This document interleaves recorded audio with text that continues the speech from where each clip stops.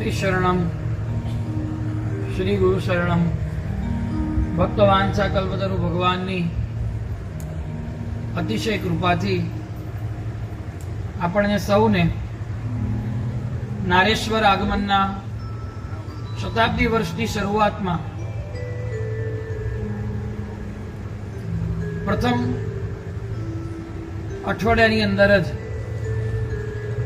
નારેશ્વર ધામના મહામહિમ મહિમા ઉપર શ્રવણ કરવાનો સુયોગ્ય અવસર પ્રાપ્ત થયો છે. અવાજ ઓછો લાગતો.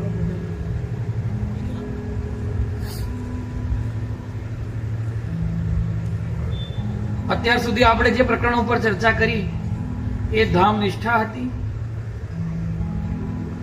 બહુ સાવધાન ચિત્તથી શ્રવણ કરજો. નામ, રૂપ, ગુણ, લીલા અને ધામ, આ સગુણ સાક્ષાત્કાર કરવા માટેના 5 મુખ્ય પરિબળો અને એમાં ધામ કેવી રીતે વિલક્ષણ છે એના ઉપર ચર્ચા કરી. હવે આપણે ચર્ચા કરવા જઈ રહ્યા છીએ ધામમાં કેવા પ્રકારના લોકો, ધામમાં કેવા પ્રકારના ભક્તો આવે છે તે વિષય ઉપર. કારણ કે બાપજી પત્રમાં લખે છે, અવધૂતના દરબારમાં અનેક રંગબેરંગી લોકો આવે છે અને દરેક જણ અવધૂતને પોતાના રંગે રંગાયેલો બતાવવા માટે ઉત્સુક હોય છે, પરંતુ એ સર્વ પ્રકારના રંગોથી પર અરંગી અવધૂતને તમે જુઓ. કોઈના પણ પ્રભાવ કે વિભાવમાં ગુરુ મહારાજ કદી આવ્યા નથી. માત્ર ને માત્ર એ પોતાના અરંગીપણામાં એવા રંગાઈને રહ્યા છે કે એના પરિણામ સ્વરૂપે આવનાર વ્યક્તિ પોતાનો રંગ ભૂલી જઈને એ રંગના રંગમાં રંગાઈ જાય છે. ધામની અંદર, પર્ટિક્યુલર નારેશ્વરની અંદર આવતા ભક્તોની કેટેગરી છે, એક કક્ષા છે. એમાંની સૌથી પહેલી કેટેગરી છે, સૌથી પહેલા પ્રકારના ભક્તો છે પિકનિકિયા ભક્તો. કેવા ભક્તો? પિકનિકિયા ભક્તો. તમે ઓળખો છો બધાને?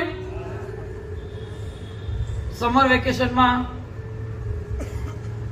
વીકેન્ડમાં, સેટરડે સન્ડે આવા અનેક ભક્તોથી નારેશ્વર ઉભરાઈ જાય છે. ત્યાં સુધી ઉભરાઈ જાય છે કે આપણી પણ સામા થઈ જાય છે. એવા પિકનિકીય ભક્તોનો અહીંયા આવવા પાછળનો આશય માત્ર ને માત્ર મનોરંજન છે. અને મનોરંજન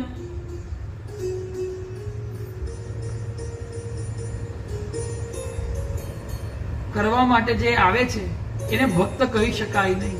ધામની અંદર આવીને મનને મારવાનું છે અને જ્યારે મન મરે છે ત્યારે વાસ્તવમાં આત્મરંજન થાય છે. ધામની અંદર આત્મરંજન કરવા માટે આવવાનું છે, મનોરંજન કરવા માટે આવવાનું નથી. બાપજી પત્રમાં લખે છે, કેટલાક લોકોએ નારેશ્વરની તપોભૂમિને એ રીતે નહીં, એટલે તપોભૂમિની જેમ નહીં, પણ હવા ખાવાના સ્થળ તરીકે ઉપયોગ કરવા માંડ્યો હોય અને એમનો જયારે વિરોધ કરવામાં આવે ત્યારે અવધૂતના હાથ પગ જેવા થઈ પડેલા માણસોની એ સામા થાય છે. જયારે દેવનો દંડો પડે છે ત્યારે અવધૂતના હાથ પગ જેવા થઈ ગયેલાઓનો એ વાંક કાઢે છે. આ બધું તદ્દન તટસ્થ ભાવે નિભાવી લઈએ જ છૂટકો, હવે બોધ પણ નકામો છે. આવું પત્રમાં લખ્યું છે બાપજીએ. અને આપણે આમ આગળ આવીએ ને પુસ્તક ભંડારથી, ત્યારે જે પેલી નવી પત્રબંધુની તકતીઓ મૂકી છે ને એમાં પહેલી જ તકતી આવી મૂકી છે. એટલે આપણે રાખ્યો પહેલો પ્રકાર પિકનિકિયા ભક્તો. અને આપણા ઘણા બધા સગાવાલા, આપણા અડોશી પડોશી જે પરિવારના નથી છતાં પણ નારેશ્વર આવે છે, તો એમને ચોક્કસ સ્થાનની ગરિમાથી અવગત કરાવવાની જવાબદારી આપણી છે. પણ અહીંયા આગળ ધામ મહિમાની વાતનું પ્રકરણ જે ચાલે છે એમાં એક વાત ચોક્કસ છે કે આવા મનોરંજન કરવા માટે આવતા ભક્તોને પણ અહીંયા આગળ આવ્યા પછી શાંતિનો અનુભવ થાય છે. અહીંયા આવ્યા પછી એમને એવી અનુભૂતિ તો ચોક્કસ થાય છે કે અમારી રજોગુણી અને તમોગુણી દુનિયા કરતા અહીંની સત્વગુણી દુનિયા કંઈક અલગ જ પ્રકારના આંદોલનોથી ભરેલી છે. એટલે ધામમાં ભલે ને મનોરંજન કરવા માટે પણ આવતા હોય, છતાં પણ એમને અહીંયા આવવા માત્રથી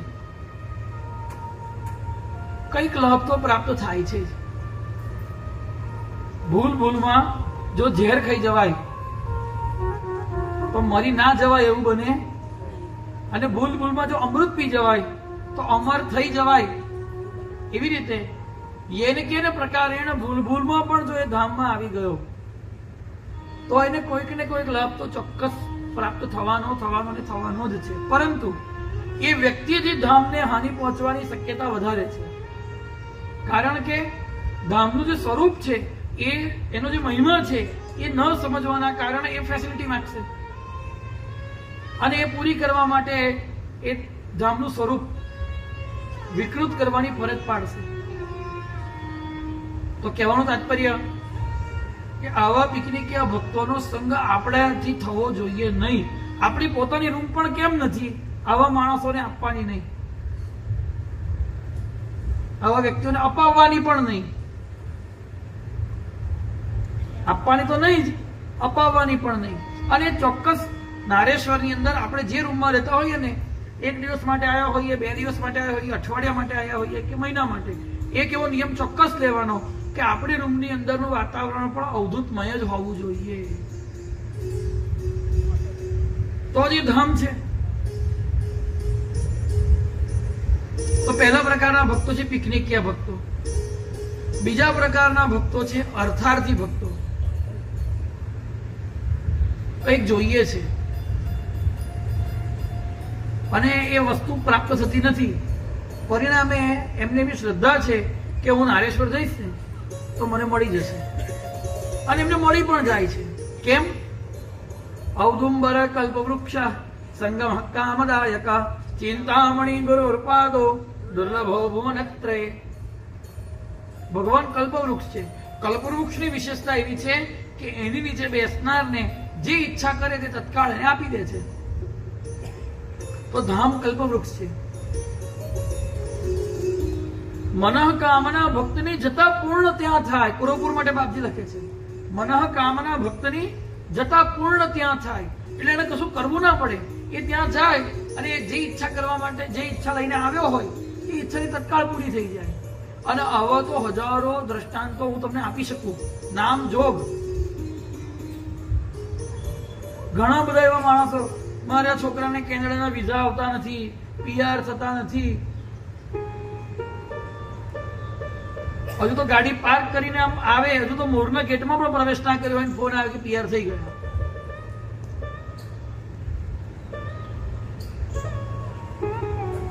જે પણ કઈ કામ ના, એક જણ તો હમણાં લગભગ 10 દિવસ પહેલાની વાત, નામ ગામ મને યાદ નથી, પણ એની પ્રોપર્ટી કેટલા વર્ષોથી વેચાતી નહીં હોય, તો એને એમ થયું કે એને બાપજીને કહેવા તો દે કે બાપજી કંઈક એવો કંઈક આશીર્વાદ આપો, એવું બધા માની આવું છેલ્લે કે આ મારી પ્રોપર્ટી વેચી છે તો એનો અમુક ભાગ હું નારેશ્વરમાં દાન કરીશ. હજુ એ પ્રાર્થના કરવા આવે પેલા એનો ફોન આવ્યો કે તમારી પ્રોપર્ટી જોઈએ છે, તમે આવી જાઓ. આવા તો ઘણા બધા દાખલા છે. પણ આ ઉત્તમ પ્રકારના ભક્તો એટલા માટે નથી કારણ કે એમનું ધ્યાન ધામના સેવનમાં નથી, ભજનમાં નથી. એ આવ્યા છે એમની કામનાની પૂર્તિ માટે, એ ધામમાં આવીને પણ પોતાની કામનાનું ભજન કરી રહ્યા છે, ભગવાનનું ભજન કરતા નથી. કંઈક જોઈએ છે એની પૂર્તિ માટે આવ્યા છે. તો પહેલો પ્રકાર છે પિકનિકિયા. બીજો પ્રકાર છે અર્થાર્થી. અર્થાર્થીમાં પણ 2 ભાગ છે. એક છે બાધાવાળા, ક્યાં તો બાધા લેવા આવ્યા છે, ક્યાં તો બાધા પૂરી કરવા આવ્યા છે. છોકરો થઈ જશે તો આમ કરીશ,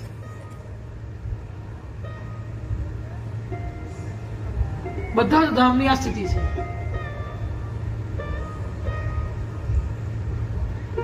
અર્થાર્થી ભક્તોમાં પહેલો પ્રકાર છે બાધાવાળા. એક પૂરી બાધા લેવા માટે આવે છે, બીજા બાધા પૂરી કરવા માટે આવે છે. થઈ લે એટલે પછી કામ થઈ જાય એટલે પૂરી કરવા માટે આવે છે. અને બીજો પ્રકાર અર્થાર્થીનો છે વિશ્વાસુ. એને બાધા લેવાની જરૂર નથી, એને ખબર છે કે હું નારેશ્વર જઈશ, બાપજી પાસે રજૂઆત કરીશ, અરજી કરું છું ઉર્મા ધરજો કરુણા પારાવારા, આવું કહીશ એટલે એ અરજી ચોક્કસ પૂરી થવાની જ છે. એને બાધા લેવાની જરૂર તો અર્થાર્થીપણા પણ બે પ્રકાર પડ્યા.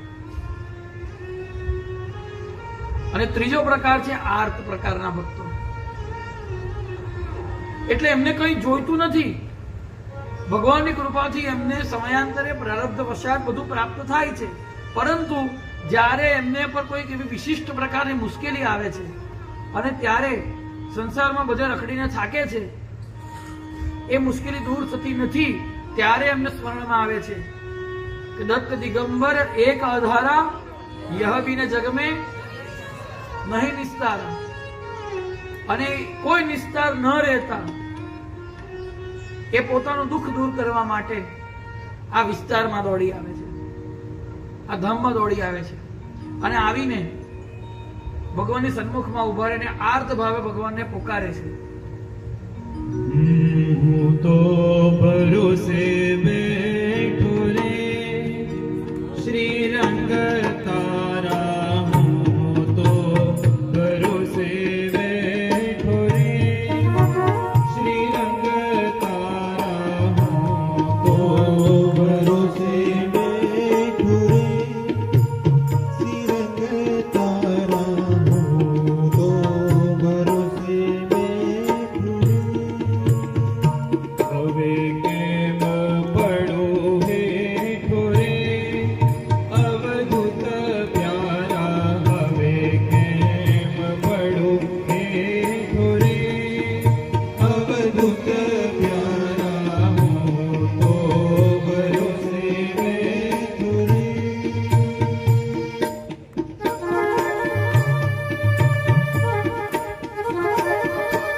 એમના નારેશ્વર આવવા પાછળનું કારણ એમની આપત્તિ દૂર કરવાનું છે. આર્ત ભાવે ભગવાનને પોકારે છે કે હવે મારો તમારા વગર બીજો કોઈ આરો નથી.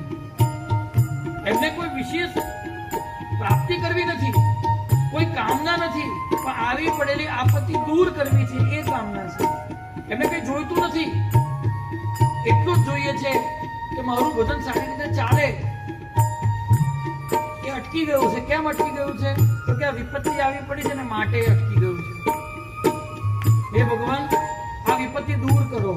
અને એ વિપત્તિ દૂર કરવા માટે એ ધામમાં આવીને ભગવાનને આર્ત સ્વરે પોકાર કરે છે. જગનો ભરોસો ખોટો જાણે જળનો પરપોટો, જગનો ભરોસો ખોટો જાણે જળનો પરપોટો, વિશ્વાસ મોટો રે ઓ વિશ્વાસ મોટો રે અવધૂત પ્યારા, હું તો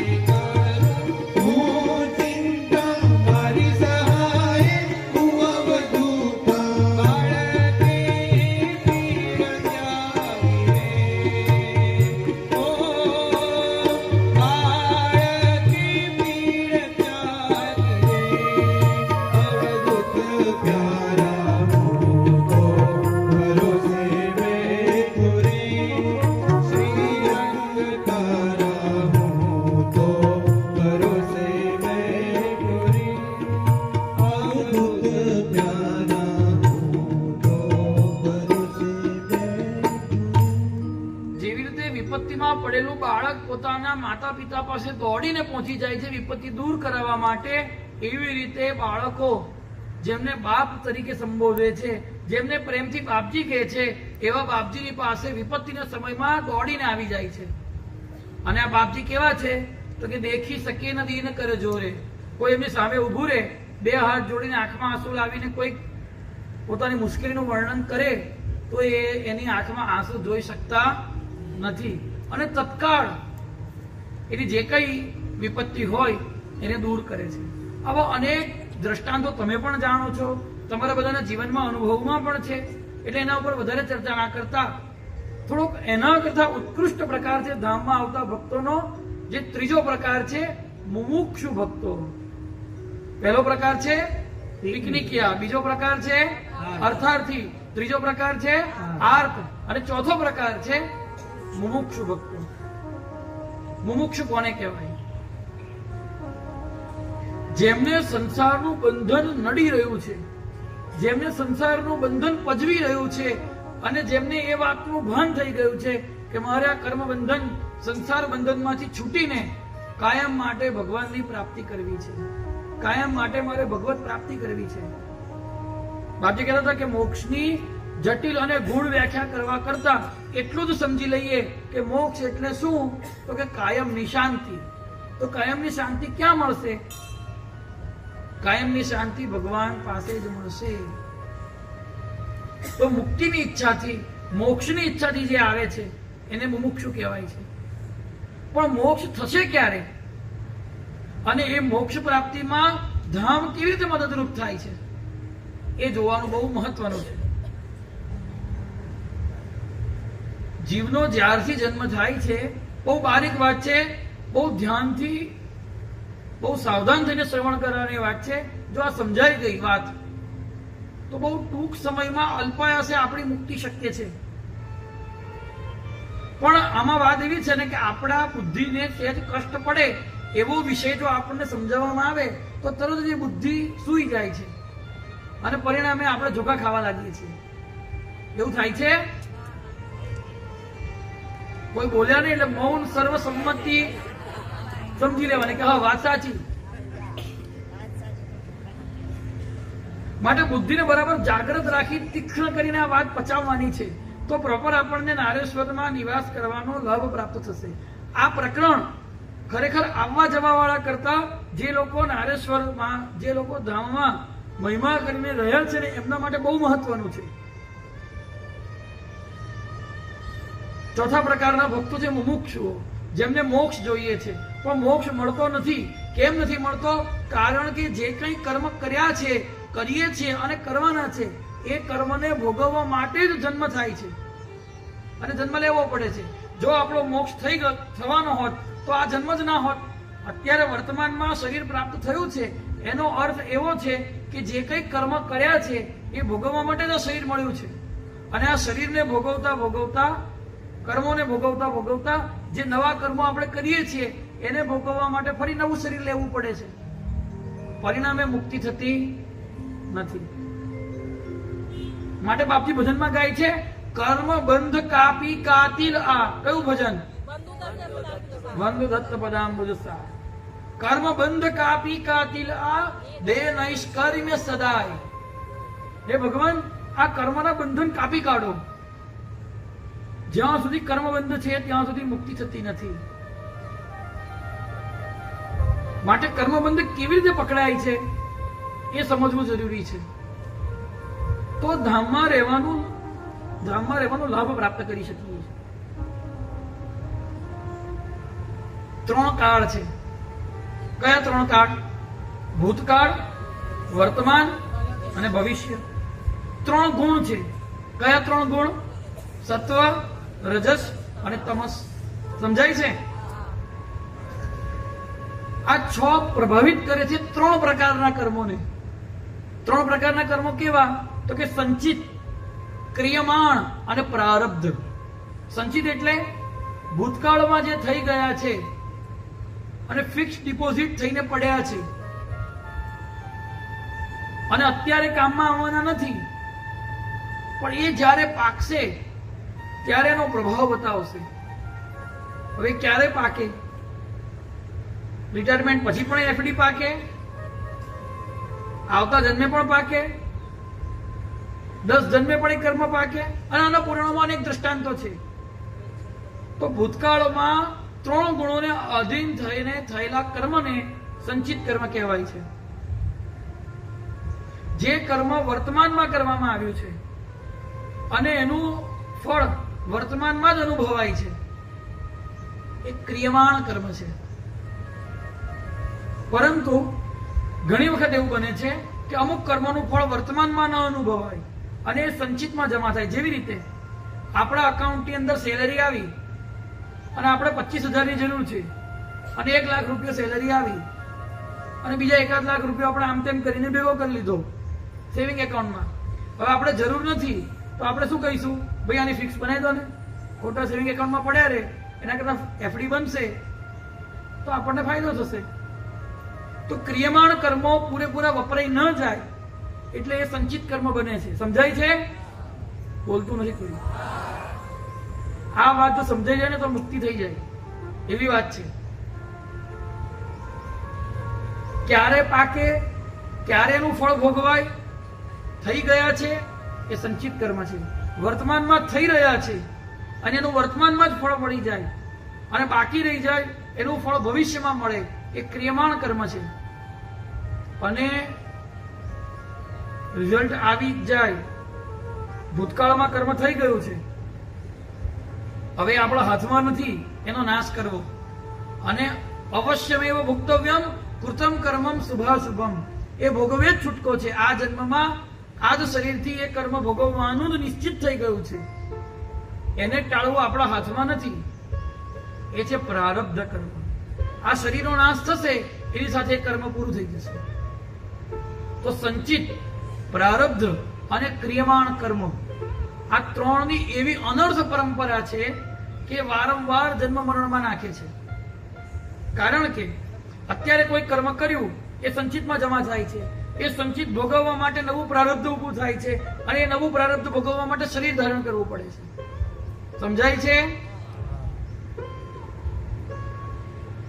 હવે જ્યારે ધામનો આશ્રય લેવામાં આવે અને ધામની અંદર આવી જવામાં આવે એટલે કે ભગવાનની સન્મુખમાં આવવામાં આવે તો બાપજી શ્રી ગુરુરામૃતના ઉપાસના કાંડના 147 અધ્યાયમાં કહે છે, દત્ત મંત્ર જાપે બળે સંચિત ને ક્રિયમાણ.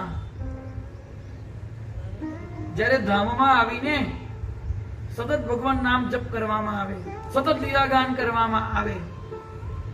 ગોસ્વામીજી માનસમાં ગાયું, સન્મુખ હોય જીવ મોહે જબહી જન્મ કોટી અગ નાસહી તબહી. જ્યારે કોઈ ભગવાનની શરણાગતિ સ્વીકારી લે છે તો ભગવાન કહે છે એના કરોડો જન્મના સંચિત કર્મને હું ભસ્મ કરી દઉં છું. આપણે નારેશ્વર આવીએ, પાદુકા પૂજન કરીએ, બીલીપત્ર ચડાવીએ તો શું મંત્ર બોલાય? ત્રિદલમ ત્રિગુણાકારમ ત્રિનેત્રમ ચ ત્રયોદમ ત્રિજન્મ પાપ સંહારમ એક બિલ્વમ. કેટલા જન્મના પાપ? 3 જન્મના પાપ. હવે એક બે જન્મ તો થયા નથી. એક બીલીપત્ર ચડાવવાથી 3 જન્મના પાપ ગયા, બીજો એક બીલીપત્ર ચડાવવાથી બીજા 3 જન્મના પાપ ગયા. કેટલા બીલીપત્ર ચડાવશો? અસંખ્ય જન્મો થઈ ચૂક્યા છે. એના માટે શું કરવું પડશે? ધામમાં સતત નિવાસ કરીને સતત અર્ચન કરવું પડશે. એક વખત ભગવાનની આરતીમાંથી ભગવાનના દર્શન થાય, ભગવાનની આરતી ઉતરતી હોય અને એ આરતીની જ્યોતમાંથી ભગવાનના દર્શન થાય તો પુરાણો એવું કહે છે કે એક વખતના દર્શનથી હરિદ્વારની અંદર ગંગા દ્વારે ધેનુઓ સ્વર્ણ શૃંગી 1000 કપિલા રૌપ્ય ખુરાવળી આપે સાલંકાર.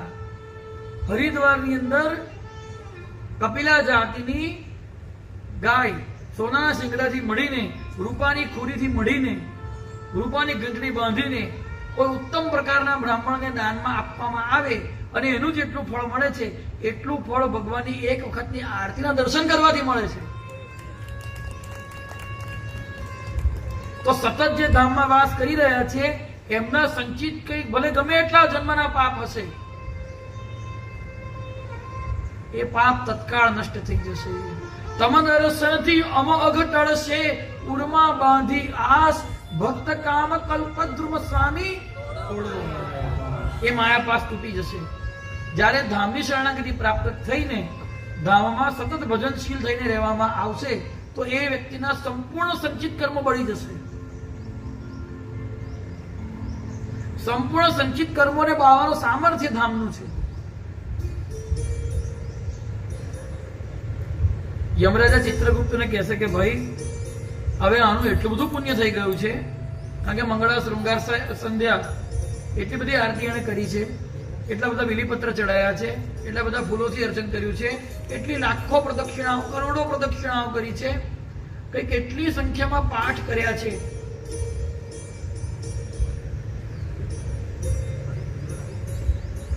ચોક્કસ પ્રશંસાના ભાગરૂપે નહીં, પરંતુ દ્રષ્ટાંતના ભાગરૂપે આપણે મારે ને તમારે શીખવા માટે એક વાત અહીંથી નિવેદન કરું છું.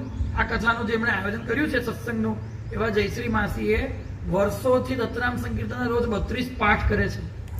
એમના નિત્યક્રમમાં છે 32 પાઠ, વર્ષો થઈ ગયા. અને એક બે વખત તો એમણે એમની અનુભૂતિ પણ રજૂ કરી હતી કે આવી કઈક અનુભૂતિ થઈ, સાચી છે. એ બધી વાત અત્યારે કરવી યોગ્ય નથી. કેમ? તો કે એ સાધકની અંતરયાત્રા છે. આટલા બધા પાઠ એ વ્યક્તિએ કર્યા છે, હવે જો એને ધામમાં રહીને જયારે કર્યા છે તો એનું પુણ્ય એટલું બધું થઈ ગયું છે, એટલું બધું પાપ એનું નષ્ટ થઈ ગયું છે. યમરાજ ચિત્રગુપ્તને કહે છે ભાઈ એનો હિસાબનો ચોપડો તું હવે પાનનું ફાડી કાઢ અને હવે નવા પાન લઈશ નહીં. એ નવા પાનમાં ભગવાનનું નામ લખ તો તારું કલ્યાણ થશે ને મારું કલ્યાણ થશે. કેમ? તો કે આ ભક્તનો ઉદ્ધાર થઈ ગયો, આના કર્મબંધ તૂટી ગયા, સંચિત કર્મ નષ્ટ થઈ જાય છે. ક્રિયમાણ કર્મો હવે એટલા જ કરશે કે જેટલા ભગવાનને ગમે છે. અહીંયા રહીને ધામમાં રહીને એ વ્યક્તિ એટલું જ કર્મ કરશે કે જેટલું ભગવાનને ગમવાનું છે. શાસ્ત્ર વિહિત કર્મ જ કરશે, નિષિદ્ધ કર્મ નહીં કરે. અહીંયા રહેશો તમે તો શું કરશો? સતત ભજન જ કરવાના છે. તો ક્રિયામાણ કર્મો જે છે, વર્તમાનમાં થતા જે કર્મો છે, એ કર્મો કર્યા પછી પાછો એ રોજ બોલશે. શું બોલશે? જન્મ જન્માર્જિતમ પુણ્યમ પાપમ વાપી તથૈવ ચ દત્ત પાદાર્પિતમ તેસ્તુ કાયેન મનસા વાપી યદ્યત કર્મમ શુભાશુભમ. આવડતું હોય તે બોલે, જે પાઠ કરતા હોય તે બોલે. આ જન્મના કે પૂર્વ જન્મમાં મન વાણીની ક્રિયાથી જેટલા પણ મેં કર્મ કર્યા છે એ બધા ભગવાન તમારા ચરણે હું અર્પણ કરી દઉં છું. એટલે વર્તમાનમાં થતા કર્મો ભગવાનના ચરણે અર્પણ કરવાથી એ કર્મનું ફળ ભોગવવું રહેતું. માટે વર્તમાનમાં ધામની અંદર કરવામાં આવતા ક્રિયમાણ કર્મ એ સંચિત બનતા નથી અને ભગવાનના ચરણે અર્પણ થઈ જાય છે. પરિણામે ભગવત પ્રેમની એને પ્રાપ્તિ થાય છે. તો સંચિત તો નષ્ટ થઈ ગયા. ક્રિયમાણ કર્મો ભગવત પ્રસન્નતાથી થાય છે, ભગવત પ્રીત્યર્થે થાય છે. આપણે પાદુકા પૂજન કરીએ તો છેલ્લે સંકલ્પમાં એટલું જ બોલવામાં આવે છે, અનેન સદગુરુ પ્રિયતાન નમઃ. આ જે પણ કઈ કર્મ કર્યું છે એનાથી ભગવાન પ્રસન્ન થાય. મારે એનું ફળ કઈ જોઈતું. જો અહીંયા ધામમાં બેસીને નથી બોલો છો, પછી હવે જો ફળ જોઈતું નથી તો પછી ગણાવવાનું નહીં કે મેં કેટલા પાદુકા પૂજન કર્યા, મેં કેટલા પાઠ કર્યા. એ ગણાવવાની જરૂર રહેતી, એ ભૂલી જવાનું હોય. કેમ? તો કે ભાઈ મેં આ વસ્તુ આપી દીધી, હવે આપી દીધા પછી એ બીજાની થઈ ગઈ તો એ યાદ રાખવાની જરૂર. જો એ ગણીએ છીએ, ગણાવીએ છીએ તો એ કર્મ આપણે આપણી જોડે રાખ્યું છે, એ અર્પણ કર્યું નથી. તો સંચિતનો નાશ થઈ જાય છે, ક્રિયમાણ કર્મનો નાશ થઈ જાય છે. અથવા તો જે ક્રિયમાણ કર્મ થાય છે એ ભગવત ચરણ અર્પણ થઈ જાય છે. હવે રહે છે પ્રારબ્ધ. તો એ તો ધામમાં આવ્યો છે, એ શરતથી જ આવ્યો છે કે રાખે તું એસો હી રહું મેં ઓર નહીં ઉર. કેમ? તો કે દત્તાજી મેં તો એ શરતથી જ આવવાનું છે. અહીંયા આગળ જે મળે તે ખાવું, નર્મદામાં તો જ નારેશ્વર.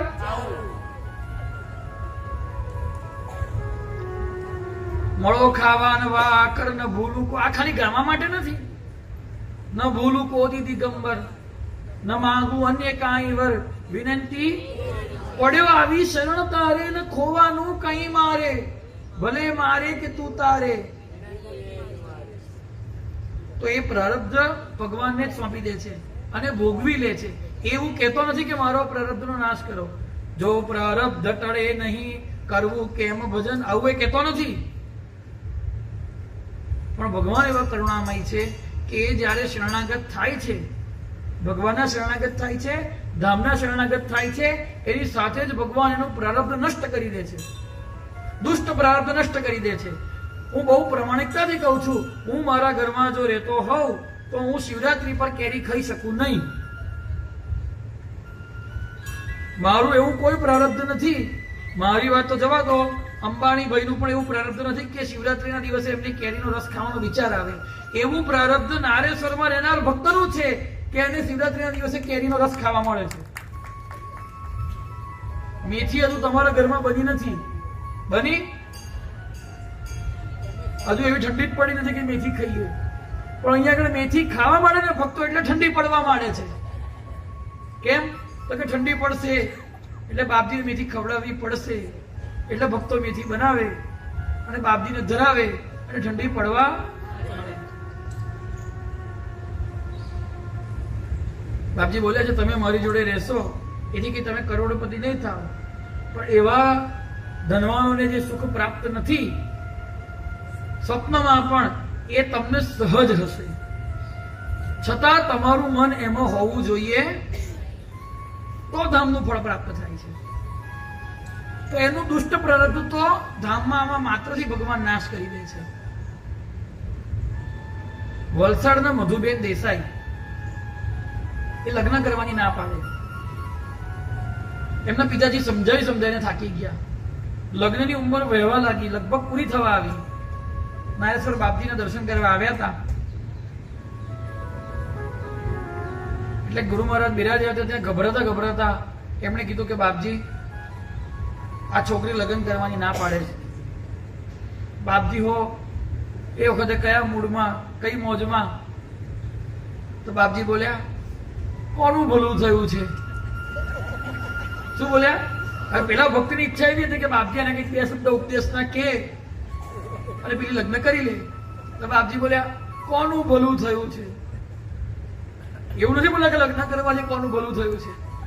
જો અવધૂતનો એક શબ્દ બહુ મહત્વનો છે. એટલે પેલા ભક્ત કીધું કે બાપજી હું છું ત્યાં સુધી તો વાંધો નહીં, પણ મારા ગયા પછી આ છોકરીનું શું થાય? એટલે ગુરુ મહારાજ એ બેનની સામે જોઈને કહે છે કેમ ના પાડે છે? શું કહે છે? કેમ ના પાડે છે? તો કે બાપજી મૂર્તિઓ હવે આ ઉંમરે શું મળે? બાપજી કે મળી જશે, વરદાન આપી દીધું, મળી જશે. તો કે બાપજી જ્યોતિષીઓ એવું કહે છે કે બહુ નાની ઉંમરમાં વૈધવ્યનો યોગ છે, એટલા માટે મારું મન લગ્ન કરવા તૈયાર થતું નથી. ત્યારે ગુફાના ઓટલે બિરાજેલા અવધૂત પોતાનો દક્ષિણ હસ્ત જમણો હાથ ઊંચો કરીને મુઠ્ઠી વાળીને કહે છે તારા જે દુષ્ટ ગ્રહો નડતા હોય ને એને અવધૂતે પોતાની મુઠ્ઠીમાં બાંધી લીધા, જા તારું કઈ થાય નહીં. એમના લગ્ન પણ થયા, બાળકો પણ થયા અને એમના પતિનું અવસાન 65-70 વર્ષની ઉંમરે થયું. તો જે પણ કઈ દુષ્ટ પ્રારબ્ધ છે એનો નાશ ધામના શરણાગત થવાથી થઈ જાય છે. તમને બધાને આવા બધા પ્રસંગો સાંભળવાના બહુ ગમે હે ને? સિદ્ધાંતની વાત સાંભળવી એટલા માટે નથી ગમતી કારણ કે આપણે એ પ્રમાણે જીવન જીવવા માટે તૈયાર થતા અને થવાના પણ દ્રષ્ટાંત પ્રસંગો એટલા માટે છે કે આપણે સિદ્ધાંતને આચરણમાં મૂકીએ. આપણે જાણીએ કે ગુરુ મહારાજ આવા અંતર્યામી છે તો એમની પાસે પછી ખોટા સંકલ્પ વિકલ્પ કરવાના નહીં, છાનુમાનું ભજન કરવાનું. આજ મધુબેનના મોટા બેન એક વખત નારેશ્વર આવતા હતા ત્યારે ટ્રેનમાં એમણે લીલી વરિયાળી ખરીદી અને મનમાં એવું કે બાપજીને અર્પણ કરીશ. અહીંયા આવીને ભૂલી ગયા. 1.5 દિવસ થઈ ગયો અને જ્યારે પાછા જવા નીકળ્યા ત્યારે છેલ્લા દર્શન કરવા માટે બાપજી લીમડા નીચે બિરાજેલા અને દર્શન કરીને નીકળવાની તૈયારી કરતા હતા. તો બાપજી એમને કશું નથી કહેતા, જોડે બેઠેલા સેવક કે ભક્ત જે હશે એમને કહે છે, આજકાલ લોકોનું જીવન ધોરણ બહુ ઊંચું આવી ગયું છે. તો કે કેમ બાપજી? તો કે હવે ભક્તો પ્રવાસમાં લીલી વરિયાળી પણ ખાઈ શકે છે. શું કે છે? હવે ભક્તો પ્રવાસમાં લીલી વરિયાળી ખરીદીને ખાઈ શકે છે. એટલું બધું જીવન ધોરણ ઊંચું આવી ગયું છે. તરત પેલી યાદ આવ્યું કે હું તો લીલી વરિયાળી દોડતા દોડતા ગયા, લઈને આવ્યા, ગુરુ મહારાજને અર્પણ કરી. તો બાપજી લીધી, ખાધી નહીં, સૂંઘીને અને પાછી આપી દીધી. આવું આપણે જાણીએ ત્યારે આપણને એવી શ્રદ્ધા વધે કે આપણી છુપામાં છુપી વાત અવધૂતથી અજાણી. તો જ્યારે એની સન્મુખમાં બેઠા હોઈએ ત્યારે કેવા પ્રકારના સંકલ્પ કરવાના, આ સિદ્ધાંત છે.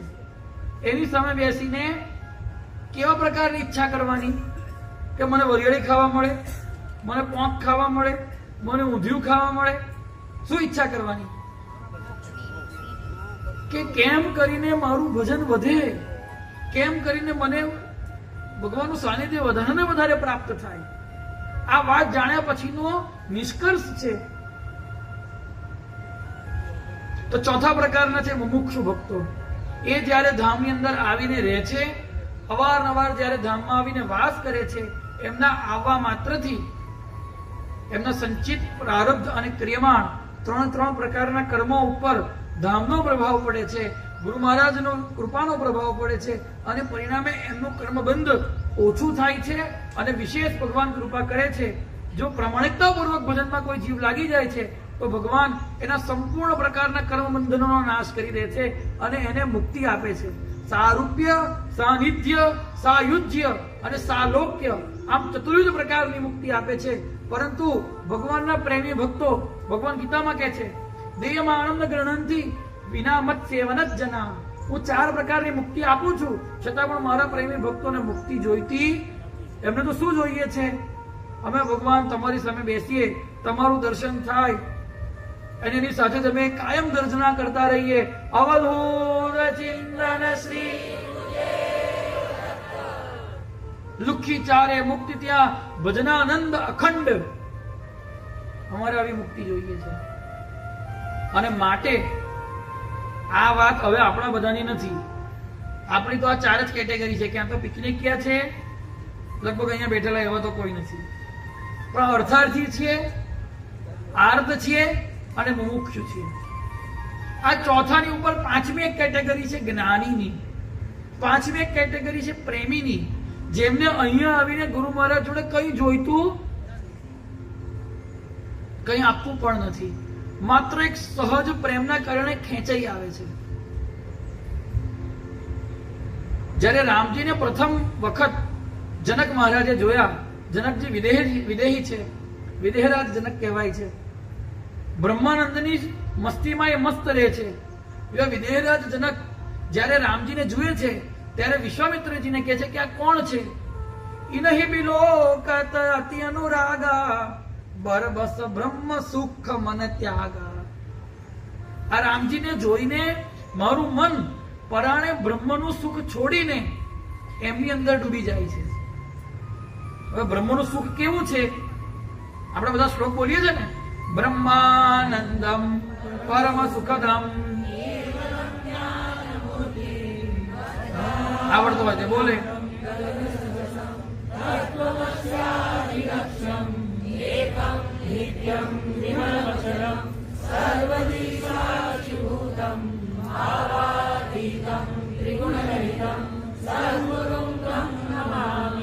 ઇનહિ બિલોકત અતિ અનુરાગા બરબસ બ્રહ્મ સુખ મન ત્યાગા.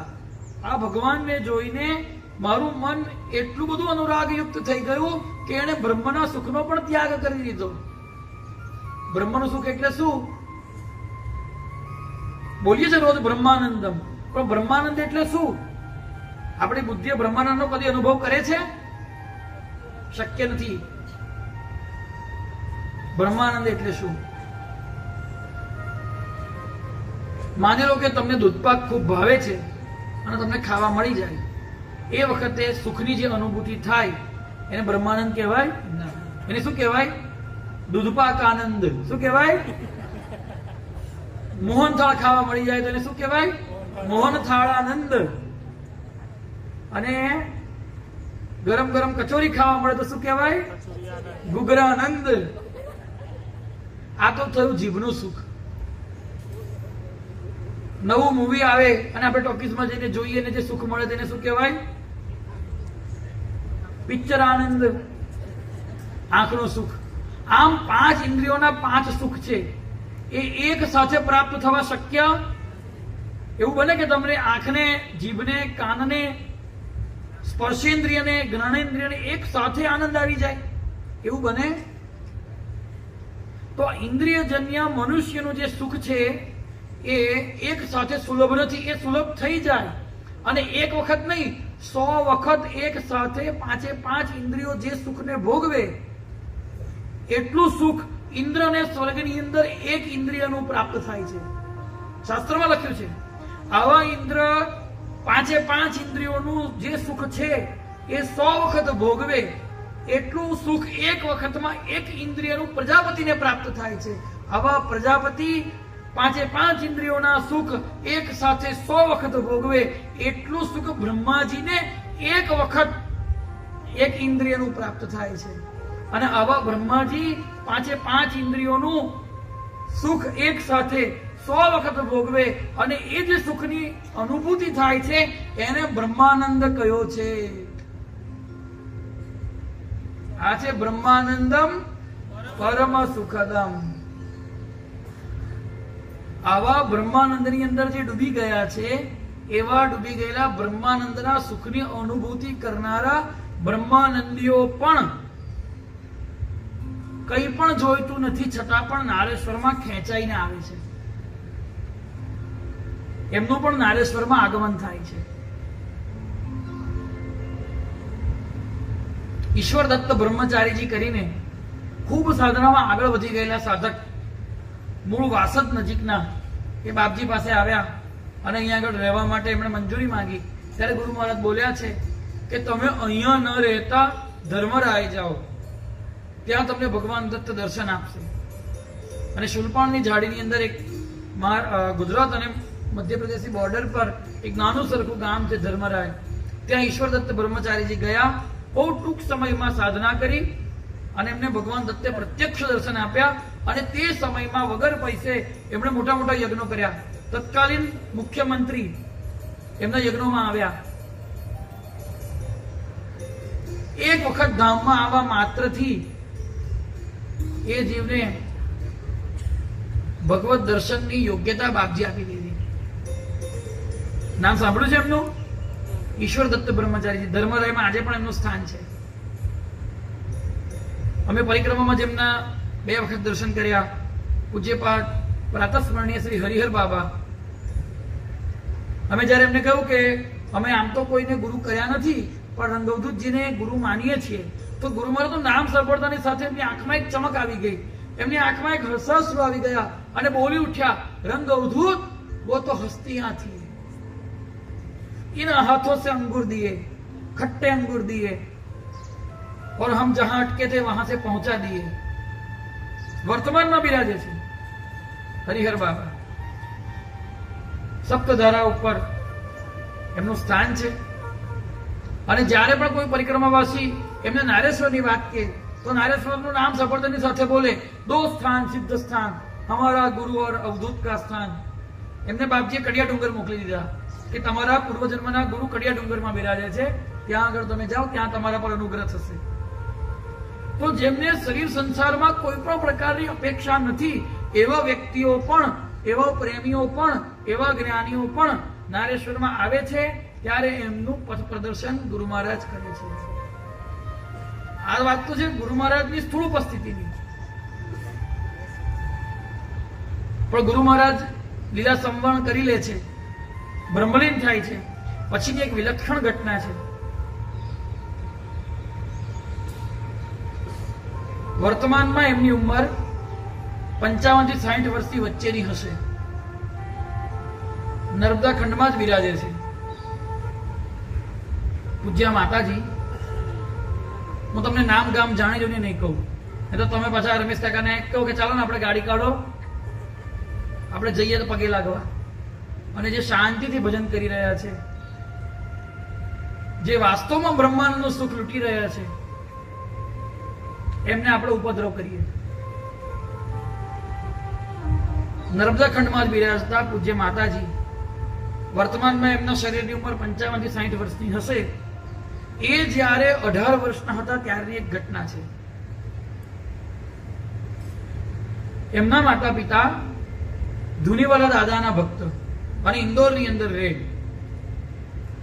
એક વખત રાત્રે એમને સ્વપ્નની અંદર એમના માતા પિતાની ઉંમર જ્યારે 50-55 ની હતી ત્યારે એમને કામના જાગી કે આપણે નિસંતાન છીએ, આપણને કંઈક સંતાનની પ્રાપ્તિ થાય એ માટે અનુષ્ઠાન કર્યું. અને ત્યારે રાત્રે સ્વપ્નમાં દાદા ધુનીવાલાએ પ્રગટ થઈને એમને પોતાની જે ધૂણી હતી એ ધૂણીમાંથી એક અંગારો ઉપાડીને હાથમાં મૂકી આપ્યો સ્વપ્નમાં. અને એ અંગારો દજ્યો નહીં, પણ એમણે એમની પત્નીને આપી દીધો. અને સ્વપ્ન દર્શન પૂરું થઈ ગયું. સવારે જાગૃત થયા ત્યારે ખબર પડી કે એ બેન ગર્ભવતી હતા. ને 9 મહિના પછી એમણે જે બાળકીને જન્મ આપ્યો એ બાળકીનો જન્મ થયો પછી એ રડ્યા નહીં. એટલે આ લોકો ગભરાઈને ડોક્ટર પાસે ગયા. ડોક્ટરે કીધું કે ના ઓકે છે, કોઈ કારણ સમજાતું નથી. એટલે દાદાના ધૂણા પર પગે લગાડ્યા. અને નેમાવરની અંદર બ્રહ્મચારીજીનું સ્થાન છે. આજે પણ વર્તમાનમાં જે બ્રહ્મચારીજી છે એમના ગુરુજી એ પણ ખૂબ ઊંચી કક્ષાના સિદ્ધ કક્ષાના સંતો. અહીંયા આગળ જે લોકો આપણો સત્સંગ કાયમ શ્રવણ કરે છે એમને ખબર છે કે જ્યારે અહીંયા આગળ સિદ્ધ સંત કહેવામાં આવે એનો તાત્પર્ય છે કે ભગવત પ્રાપ્ત મહાપુરુષ, નાટક કરનારા, અવધૂત કેવડાવનારા વ્યક્તિઓ નહીં, ભગવત પ્રાપ્ત મહાપુરુષ. એવા નિમાવરના બ્રહ્મચારીજી પાસે ગયા અને રજૂઆત કરી કે આ બાળકી કઈ બોલતી નથી. ત્યારે એમણે એમ કહ્યું કે કોઈ પૂર્વજન્મનો યોગભ્રષ્ટ આત્મા છે, તમે આને બહુ સાચવીને ઉછેર કરો. પૂજ્ય માતાજી જ્યારે 13-14 વર્ષના થયા ત્યારે 6-6 કલાક 8-8 કલાક ધ્યાનમાં બેસી શકતા હતા. અને જ્યારે 15-16 વર્ષના થયા અને સ્ત્રી ધર્મમાં ન બેઠા ત્યારે ફરી પાછા બ્રહ્મચારીજી પાસે ગયા. અને ત્યારે બ્રહ્મચારીજીએ એમને નાનું સરખું કંઈક અનુષ્ઠાન બતાવ્યું. એ કર્યા પછી સાક્ષાત ધુનીવાલા દાદાએ માતાજીને સ્વપ્નની અંદર પ્રગટ થઈને મંત્રોપદેશ કર્યો, યોગાભ્યાસ શીખવાડ્યો. અને એ પ્રમાણે દેવીજીનો યોગાભ્યાસ ચાલતો હતો, એમની ઉપાસના ચાલતી હતી. ત્યારે એક ઘટના એવી બની કે એ જે કક્ષની અંદર બેસીને, દરવાજો બંધ હતો, ભજન કરતા હતા, એમની જે કઈ વિધિ કરતા હતા એ વખતે એમના પ્રાણનું ઉત્ક્રમણ થઈ ગયું અને શરીર છૂટી જાય એવી પરિસ્થિતિ થઈ ગઈ. તે વખતે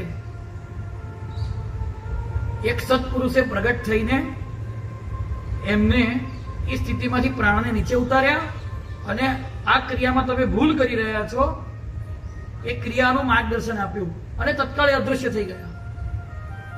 એટલે માતાજી એકદમ વ્યથિત થઈ ગયા, ગભરાઈ ગયા કે આ દરવાજો બંધ હતો તો આ વ્યક્તિ કેવી રીતે, આ સંત કેવી રીતે અંદર આવ્યા. એટલે ફરી પાછા બ્રહ્મચારીજી પાસે નિમાવર પહોંચ્યા અને બ્રહ્મચારીજીને નિવેદન કર્યું કે આવી આવી ઘટના બની. એમની ઉંમર છે 17 વર્ષની, માતાજીની ઉંમર.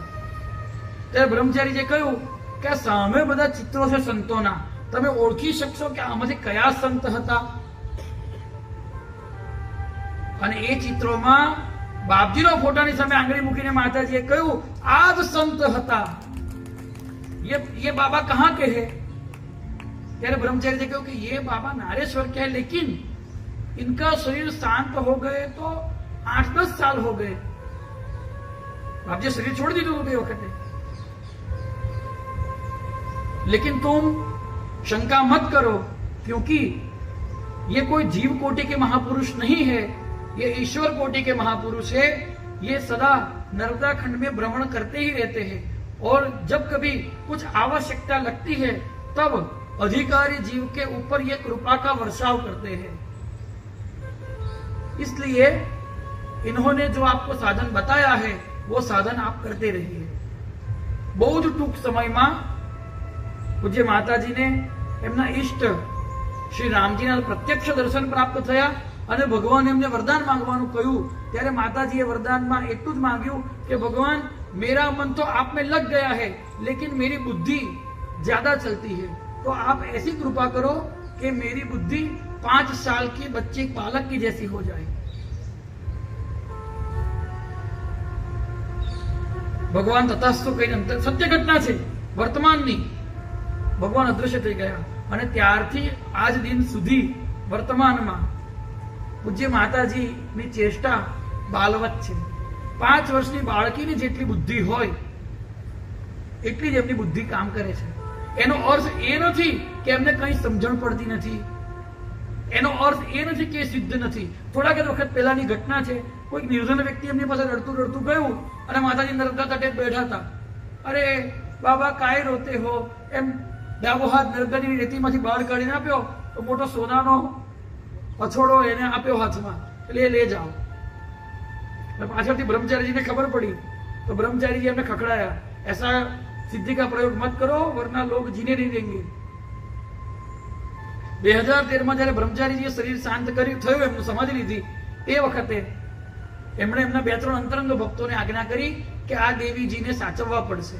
केम तो के एमनी बालवत चेष्टाओ छे એટલે ત્યાંથી ઘણે બધે દૂર એક નાનું સરખું સ્થાન ઊભું કરવામાં આવ્યું અને વર્તમાનમાં આજે પણ હું જાણે જોઈને ગામનું નામ નહીં બોલું, એમનું નામ નહીં બોલું, એ તો તમે બધા ત્યાં જઈને એમને ઉપદ્રવ કરો।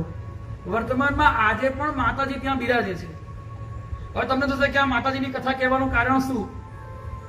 એવો પ્રશ્ન સ્વાભાવિક થવો જોઈએ। આ કથા કહેવા પાછળના 2 કારણ છે। એક કારણ તો એ છે કે આપણો અધિકાર નથી માટે આપણને બાપજીનો જેવો અનુગ્રહ થવો જોઈએ એવો થતો નથી, અને અધિકારી જીવ છે તો ભલે એમના ભક્ત નથી છતાં પણ એના ઉપર એમનો અનુગ્રહ થઈ જાય છે। અને કારણ બીજું, આ માતાજી 1.5-2 વર્ષે એક વખત નારેશ્વરમાં આવે છે। નારેશ્વરમાં આવીને શું કરે છે?